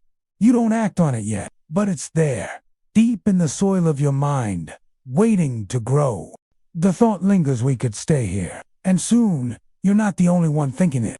The valley from the ridge becomes more than just a beautiful detour. It becomes a possibility. The stream is clean, the fishing is good, the herds pass through twice a year, and there's shelter in the rocks nearby. You've never stayed anywhere for more than a few moons. But something about this place, it feels different, like it's inviting you to rest. And so, for the first time, your group does something unusual. You don't leave. You build. The shelters go up slowly. No blueprints, no measuring tape, just instinct, memory, and lots of adjusting when someone's ceiling collapses. You lash branches into frames, weave them with grass and thatch, press packed clay around the bases to keep out the wind. It's messy. It's crooked. It's home. Someone even tries to plant seeds. It's not a huge field, more like a corner of camp where a curious elder scatters some grain-like seeds she found in a pouch and waters them with a carved horn. No one expects anything to grow, but the idea that you could make food instead of chase it sticks. Historians still debate when farming truly began. Was it accidental? Did grain sprout from discarded waste? Or was it a conscious act?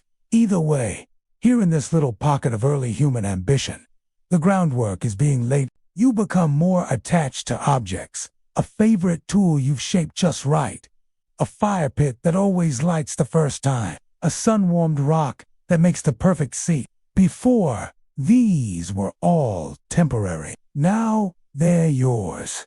Rooted. The rhythm of life shifts. Mornings aren't about packing up. They're about checking traps, drying fish, tending to the fragile stalks, pushing through the dirt.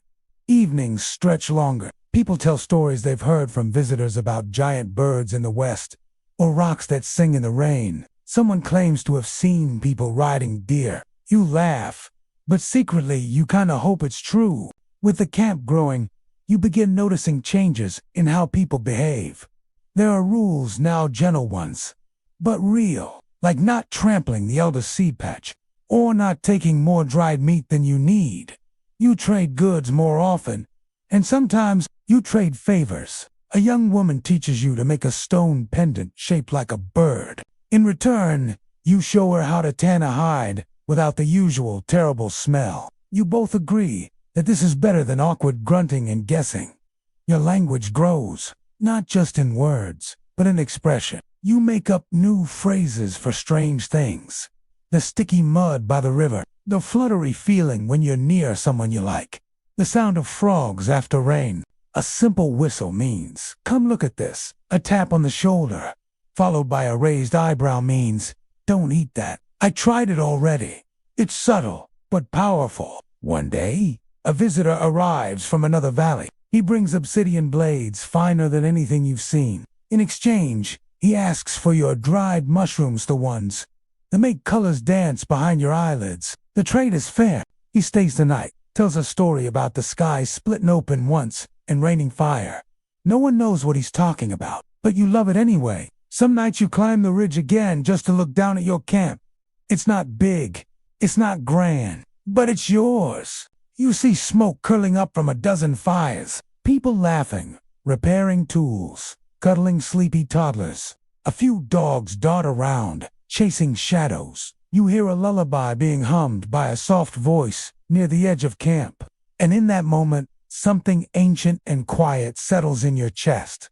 This is no longer survival. This is life. You lie on your back and watch the stars wheel overhead. You remember the days of endless travel, bitter winds, and hunting beasts that could crush you with a sneeze.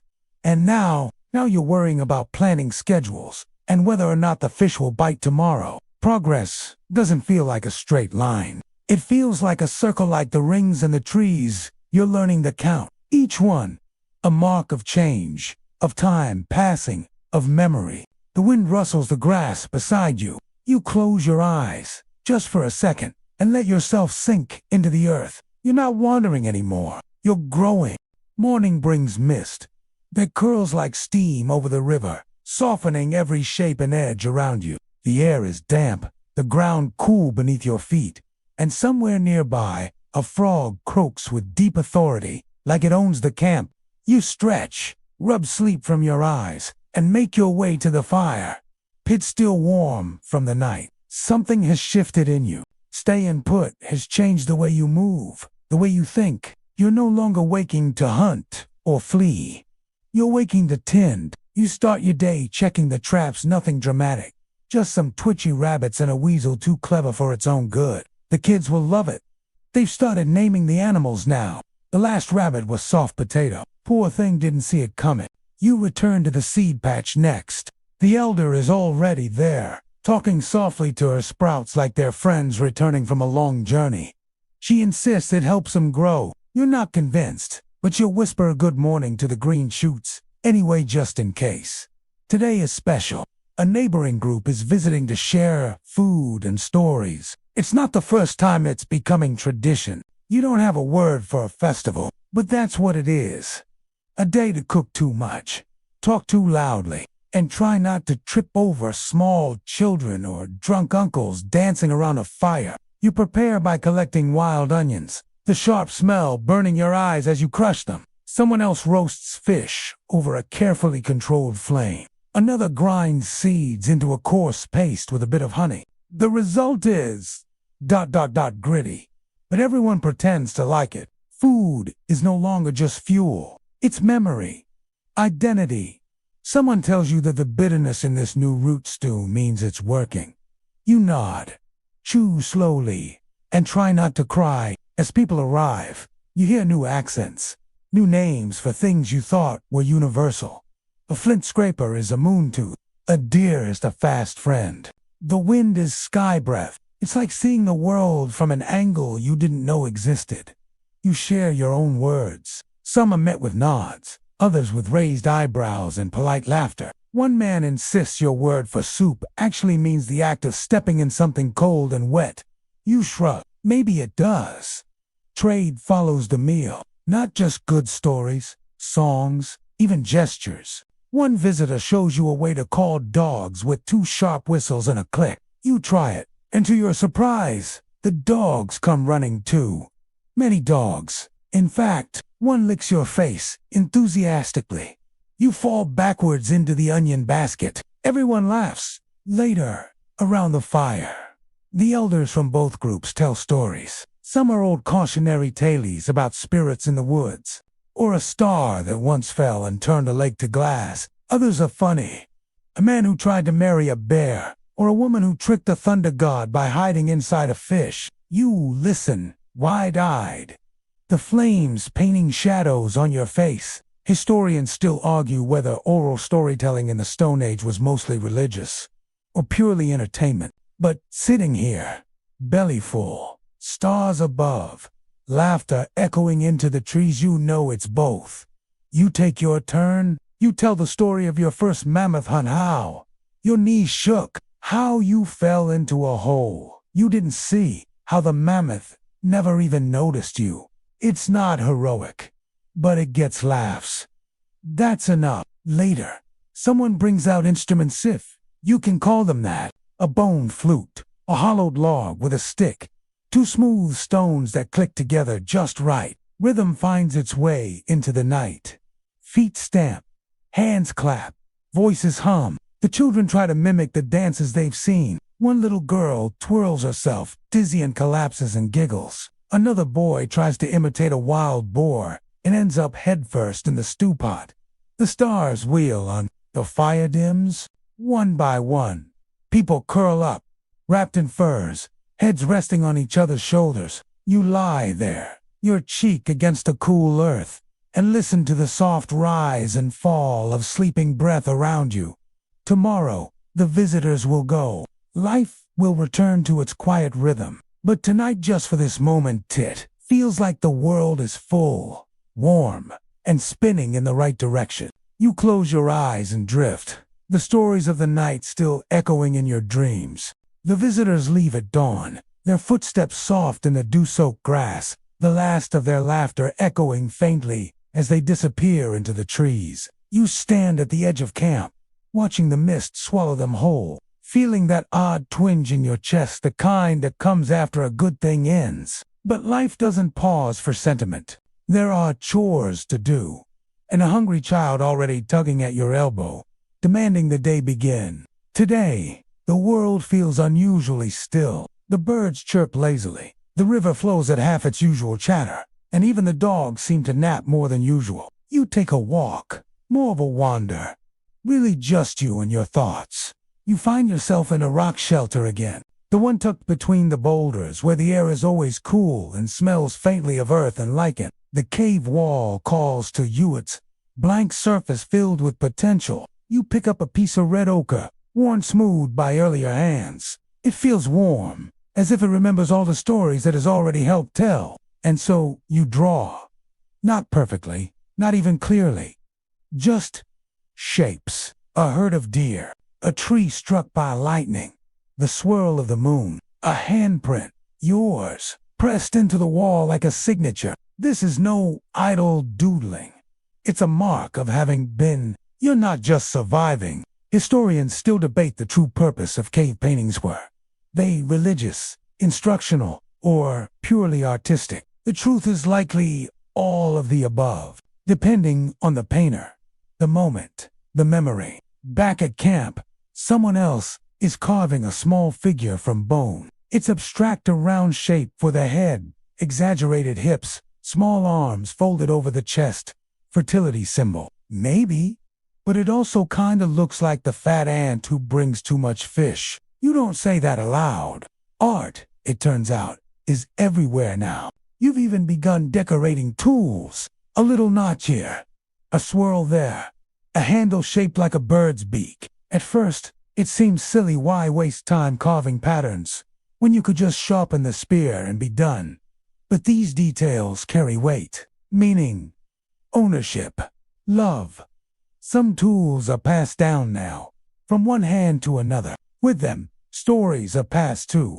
This knife belonged to the one who survived the bear. These beads were strung by the girl who sang 2 trees. This spear always finds its mark, but only if you thank it first. You don't really believe in magic objects, but still, you whisper a thank you when the spear hits. You've also noticed a shift in the way people handle memory. When someone passes you surely quietly, in sleep, under stars, you don't move on right away. You tell their stories. You sing their favorite song. Someone places their tools in a special spot beneath a tree. Another paints their symbol, a swirl inside a circle on a stone. The person is gone, but something lingers. You think about death more now, but not with fear, with softness. You wonder if your handprints on the cave wall will outlast your bones. You kinda hope they will. That evening, you sit beside the fire with the others. Someone is retelling the story of a giant snake that swallowed half a mountain. You've heard it a dozen times. You still lean in. A baby cries. A dog farts. A couple argues quietly about who left the fish out. It's all ordinary, and that's what makes it sacred. You turn your gaze to the sky. The stars are bright tonight, clustered like beads on a string. You trace familiar patterns with your eyes. That one looks like the antelope herd. That one, the curve of a river. Someone once said the stars were holes in the sky, where the ancestors peeked through to watch. You smile at the thought. You whisper a hi to one particularly bright star, just in case. The fire crackles. The earth breathes. You rest your head on your knees and close your eyes. And for a moment, it feels like the world is holding its breath with you. It's morning again, though you barely notice the night slipping by.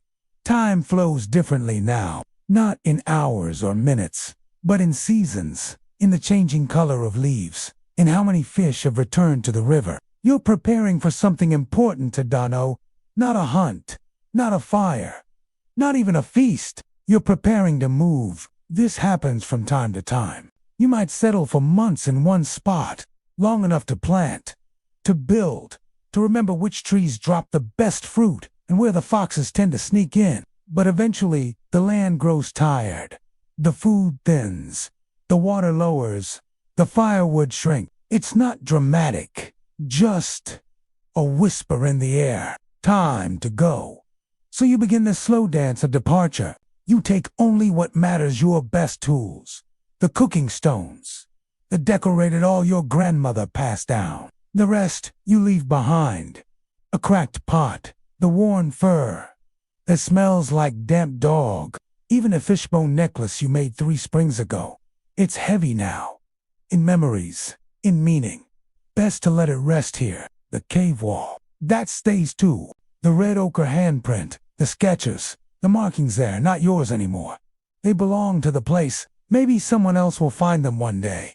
Maybe they'll add their own. Historians still wonder how much of early migration was choice and how much was necessity. But for you, it's both. You choose to listen to the land. You need to, as you pack the youngest ones, ask if they can bring their pet lizard. You sigh.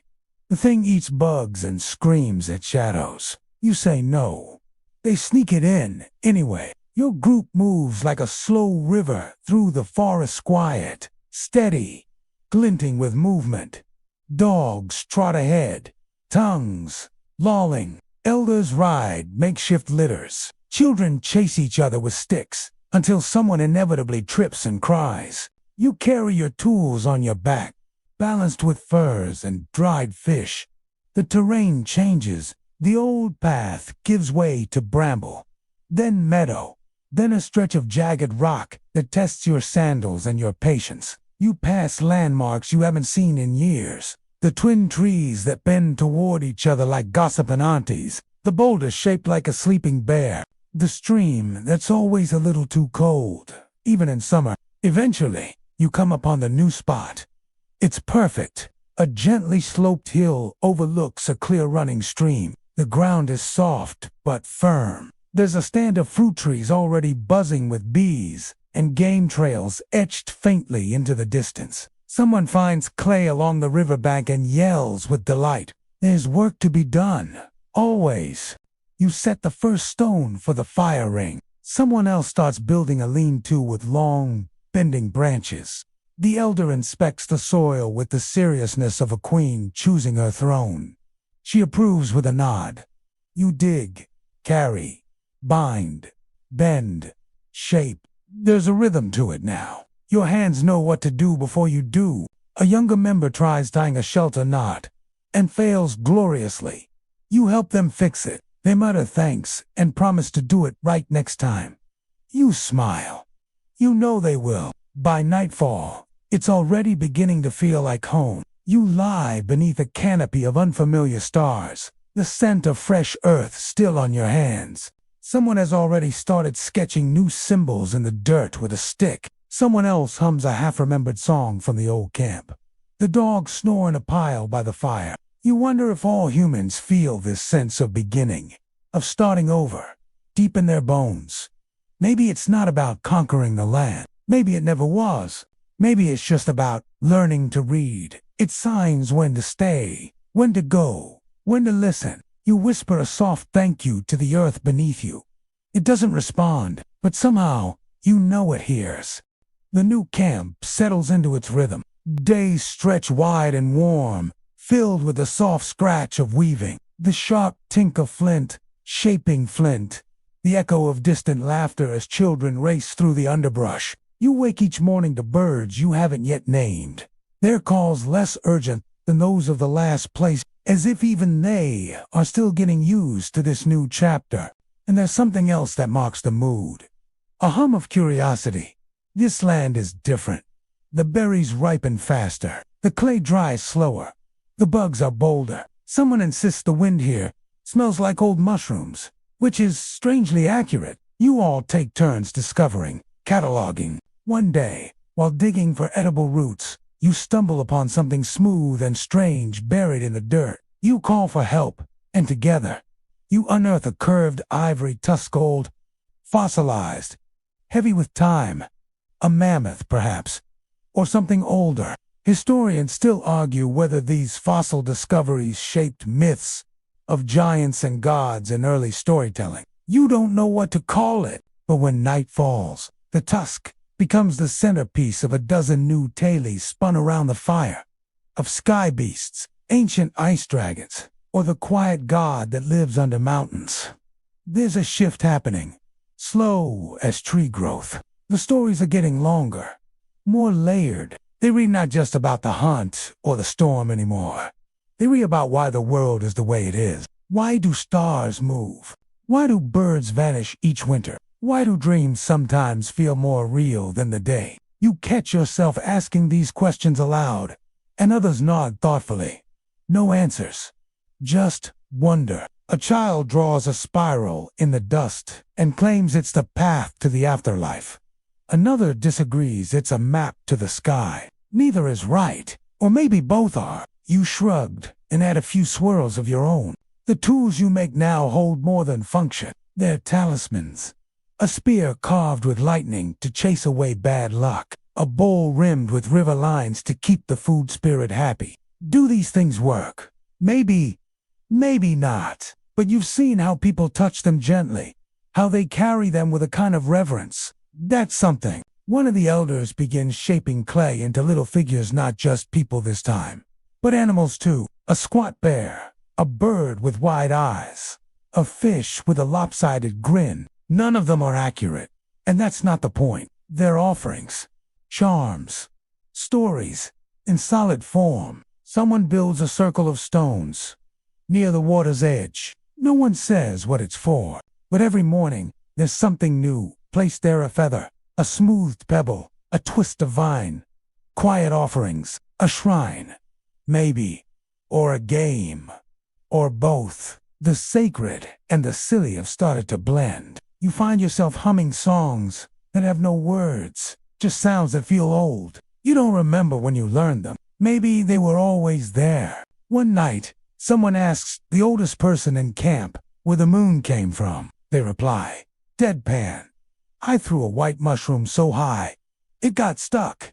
Everyone laughs, then falls quiet. Because, honestly, it's not the worst theory you've heard. You look up at the moon, full, glowing, hanging low over the trees like a silent companion. It watches you, just as your ancestors once watched it.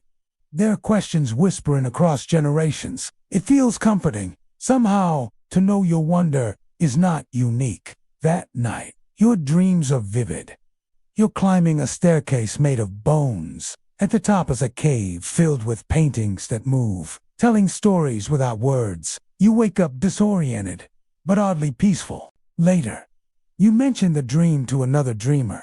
They say they had the same one. You stare at each other in disbelief, then burst into laughter. Coincidence, collective memory, something else. No answers. Just that same hum of mystery. And so the days go. You live. You wonder. You've begun to believe that maybe this curiosity, this need to explain, to decorate, to mark the world with meaning is what sets you apart. Not the tools, not the fire, not even the language. It's the art of asking questions you'll never fully answer. Your days settle into a rhythm again. One not unlike the last camp, but gentler, more thoughtful. There's a quiet maturity growing within the group. Not because you're older, though you are, but because with every move, every fire built, every path walked, you're layering experience on top of experience like sediment on stone. And now, there's time for reflection. Not everyone sees the value in sitting still and thinking. Some still prefer hunting or crafting, moving with a purpose, but others, especially the elders, have begun telling longer stories in the evenings. Not just memories, but ideas, dreams, philosophies. One evening, after dinner, someone poses a curious question. Where were we before we were born? No one answers right away. A few blink, digesting the idea like a chunk of undercooked root. Then the discussion begins, half playful, half serious. Inside the stars, someone says. Sleeping inside a mountain, says another. I was a bird before this, a child claims confidently, then pecks the air for effect. You laugh. You don't dismiss it, because who's to say?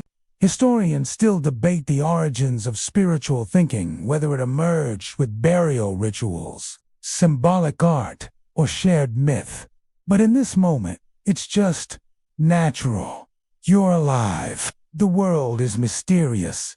Of course you wonder. You look at the bodies of those you've buried before, tucked gently into the earth, stones placed over their chests, favorite tools laid beside them, as if you're preparing them for something. A journey, maybe, or simply honoring what they were. Someone once said death is the price we pay for memory. That, without forgetting, we'd never grow. You're not sure if that's true, but you do know that even in their absence, the people you've lost feel strangely present, like the wind through the trees or the shape of your shadow on the ground. The little clay figures by the shrine have multiplied. Some are starting to resemble actual faces. One of them looks suspiciously like the old woman who always hoarded acorns. You try not to laugh when you see it. A young boy places a feather on the stone circle and whispers something under his breath. You don't ask what. It feels private. You wonder if, someday, someone will find these stones, these figures, these fire pits and middens, and think, here were people who felt, who feared, who believed. There's a peculiar kind of joy in that. The youngest member of your group, a wide-eyed toddler, with more questions than words, follows you around one afternoon, pointing at everything and asking why. Why is the sky blue? Why do snakes hide? Why do we sleep? You answer some. Others you admit you don't know. Eventually, after the 100th question, you pause, kneel down, and say, we ask because we're alive. He seems satisfied with that. Then immediately asks why we're alive. And so it goes. There's talk of venturing further soon, of crossing the river and exploring the forest beyond the ridge. Some say there's a grove of fruit trees there. Others swear there's a place where the earth hums like a giant's breath. You listen, but you're not in a rush. There's still so much here. So many thoughts, unspoken, ideas, half-shaped, dreams, not yet dreamt. Later that night, while the fire crackles low and the stars paint the sky in familiar constellations, someone begins singing. It's a lullaby you've never heard before, but it feels ancient, as if it's always been echoing somewhere, waiting to be remembered. You close your eyes. You think about the stone tools still drying by the fire, the figure etched into bark on the far tree, the tiny footprints that will vanish by morning dew. You think about questions you may never answer, and somehow, that makes you feel more human than anything else ever could. Your days settle into a rhythm again. One not unlike the last camp, but gentler, more thoughtful. There's a quiet maturity growing within the group. Not because you're older, though you are, but because with every move, every fire built, every path walked, you're layering experience on top of experience like sediment on stone. And now, there's time for reflection. Not everyone sees the value in sitting still and thinking. Some still prefer hunting or crafting, moving with a purpose, but others, especially the elders, have begun telling longer stories in the evenings. Not just memories, but ideas, dreams, philosophies. One evening, after dinner, someone poses a curious question. Where were we before we were born? No one answers right away. A few blink, digesting the idea like a chunk of undercooked root. Then the discussion begins, half playful, half serious. Inside the stars, someone says. Sleeping inside a mountain, says another. I was a bird before this, a child claims confidently, then pecks the air for effect. You laugh. You don't dismiss it, because who's to say?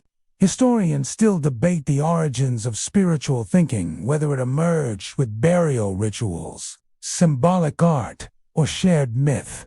But in this moment, it's just natural.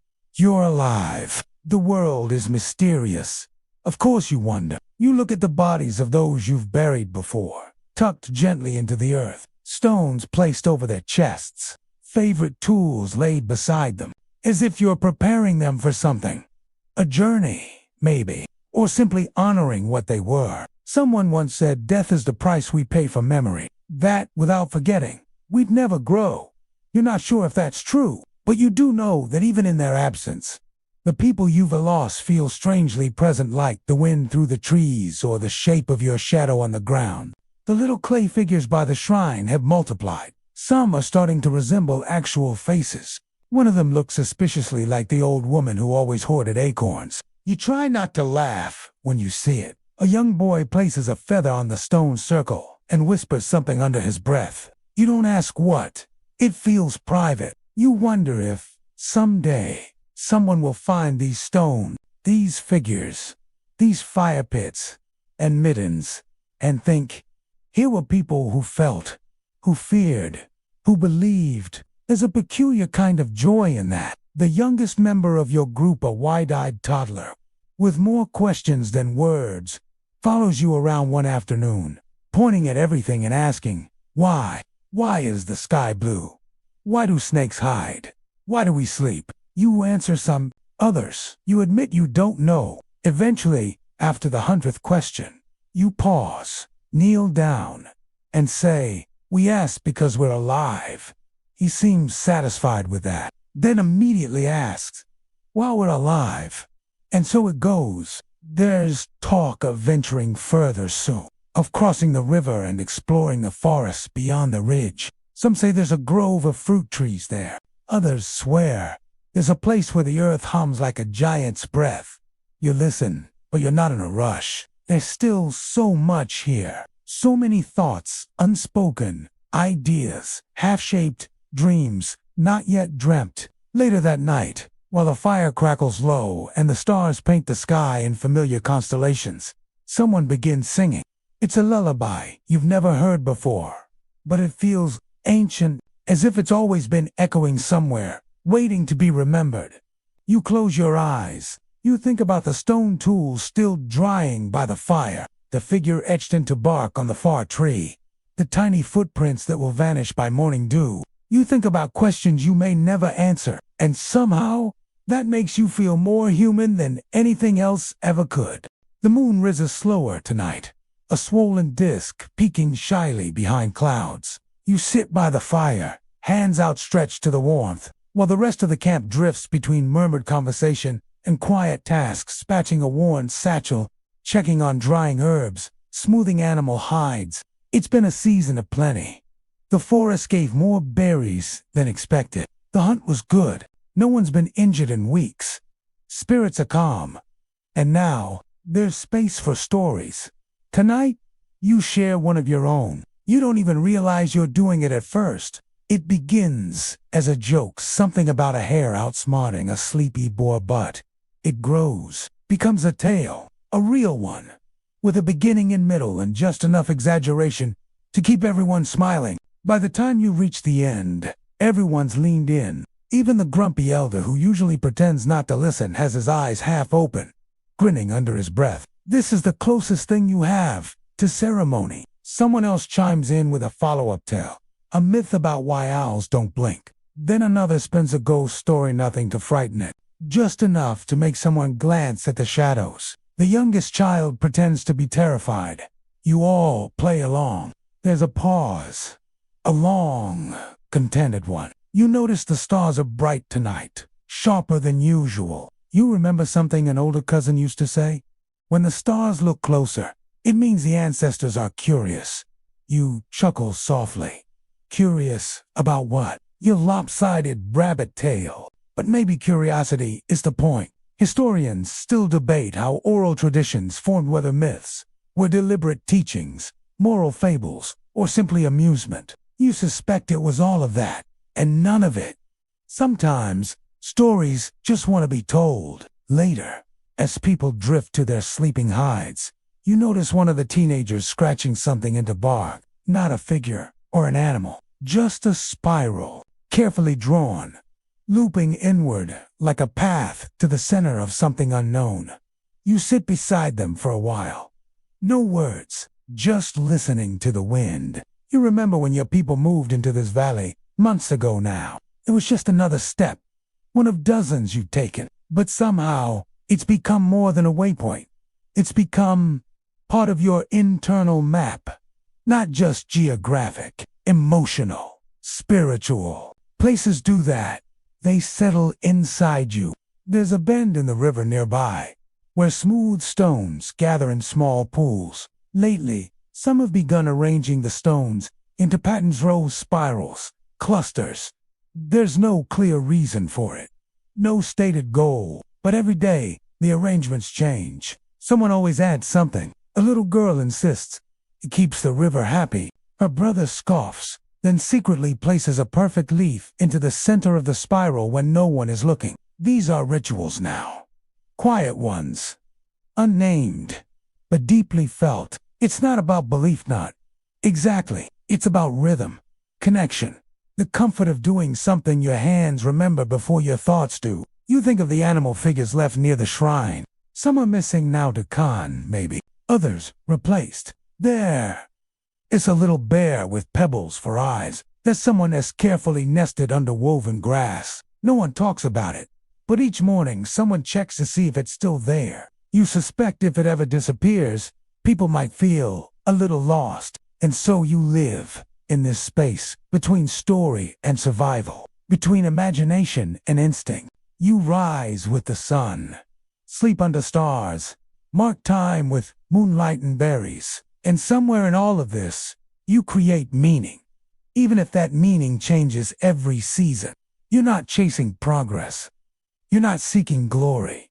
You're simply alive, awake to the world, noticing. And that might be enough. Morning mist curls low over the ground, softening the edges of everything. Trees blur at the edges, footprints melt into dew. It feels like the world has exhaled slowly, wrapping itself in a dream before fully waking. You walk the camp's edge, listening. There's a quiet clatter from the drying rackswind, knocking a loose bone tool against its frame. Somewhere deeper in the woods, birds call in a rhythmic loop, like a chant. Only they know the words too. You bend to pick up a dropped basket. It's red, we've slightly unraveled. Someone will need to patch it. You make a mental note to ask the elder. With the clever finger she has never been much for hunting. But give her a few fronds and a challenge, and she'll solve it like a riddle. This is the shape of your life now. Not marked by great battles or monumental change, but by 1,000 tiny acts of care. You return to the fire pit and see one of the youths sitting with his legs crossed, eyes closed. He's not sleeping, he's listening too. Learning to be still. You nod at him, and he opens one eye, grins, then returns to his quiet. The boy's wearing a necklace made from fox teeth, strung together with sinew. It's not for status. He says the fox came to him in a dream and told him to keep listening. Whether that dream was real or imagined doesn't really matter. What matters is the meaning he gives it. Historians still argue whether animism, seeing spirit in animals, trees, rivers, was philosophy or necessity. But when a fox stares at you through smoke, or a tree leans just slightly more than it did yesterday, you don't ask for proof. You just nod. You understand. You gather with the group for the morning meal. Roasted tubers, a few last berries, dried meat soaked in warm water. The tastes are familiar, comforting. A child passes you a leaf cup of river water, cupped carefully so it doesn't spill. After the meal, there's talk of preparing for another move not far. Just over the next ridge, someone found a grove with fruit-bearing trees and softer soil for digging shelters. You sigh, part tired, part excited. There's always that mix, but you know now that with each new place comes new marks on the land. Another fire ring, another story etched in bark, Another set of footprints, first fresh, then fading. As you pack, you catch sight of the spiral carved into the tree near the center of camp. Someone's added another loop. It almost touches the outer edge now. You run your fingers along it. Rough. Intentional. You think about your hands. How many tools they've made. How many fires they've sparked. How many shoulders they've gripped in comfort or warning. You think about the ways they've shaped the world around you and the ways the world has shaped them in return. Before leaving, you walk once more to the little shrine near the water's edge. The bear figurine is still there, though someone's added a necklace of dried berries, probably the same little girl who whispered to it when she thought no one was looking. You crouch and add a tiny stone. You don't know why. You just feel like it's the right thing to do. It's quiet again as the group begins the slow, practiced routine of taking down what can be carried and respectfully abandoning what cannot. No one says goodbye to the place, not aloud. But the pause, the way they look back, that is goodbye enough. You follow the path up the slope. The sun is higher now, burning away the mist, revealing the forest in sharp, golden clarity. Someone starts humming behind you. The tune is familiar. You find yourself joining in. Each step leaves a mark, even if no one sees it, even if the rain washes it away tomorrow. The path bends. Trees open. The world stretches wide again. You keep walking. Later that evening, your group settles into the new grove just beyond the ridge, where the trees grow farther apart and the light lingers longer. The soil here feels richer, the roots less tangled, the air subtly sweeter, tinged with sap and distant blossoms. You let out a quiet breath, like your body has been holding tension for miles and finally sets it down. Shelters go up quickly, like muscle memory.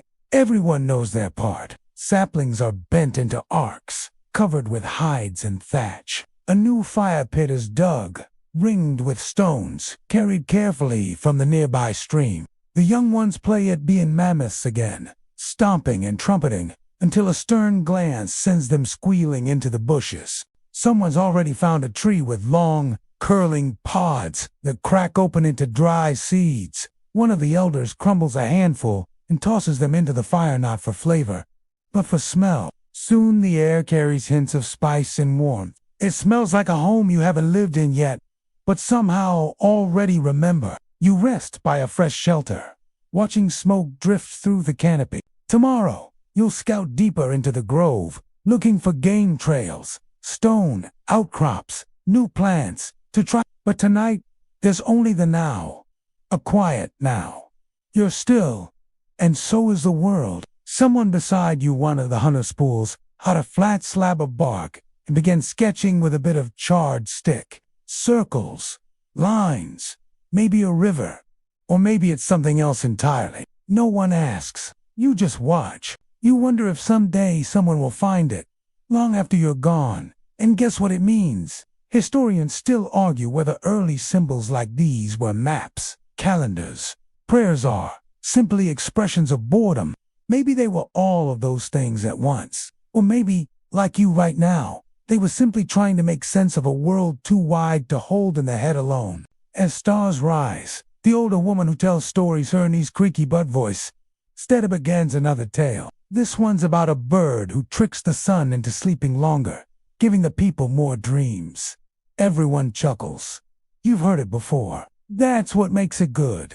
The firelight flickers against the bark of the trees, and shadows dance like spirits that were always there, just waiting for night.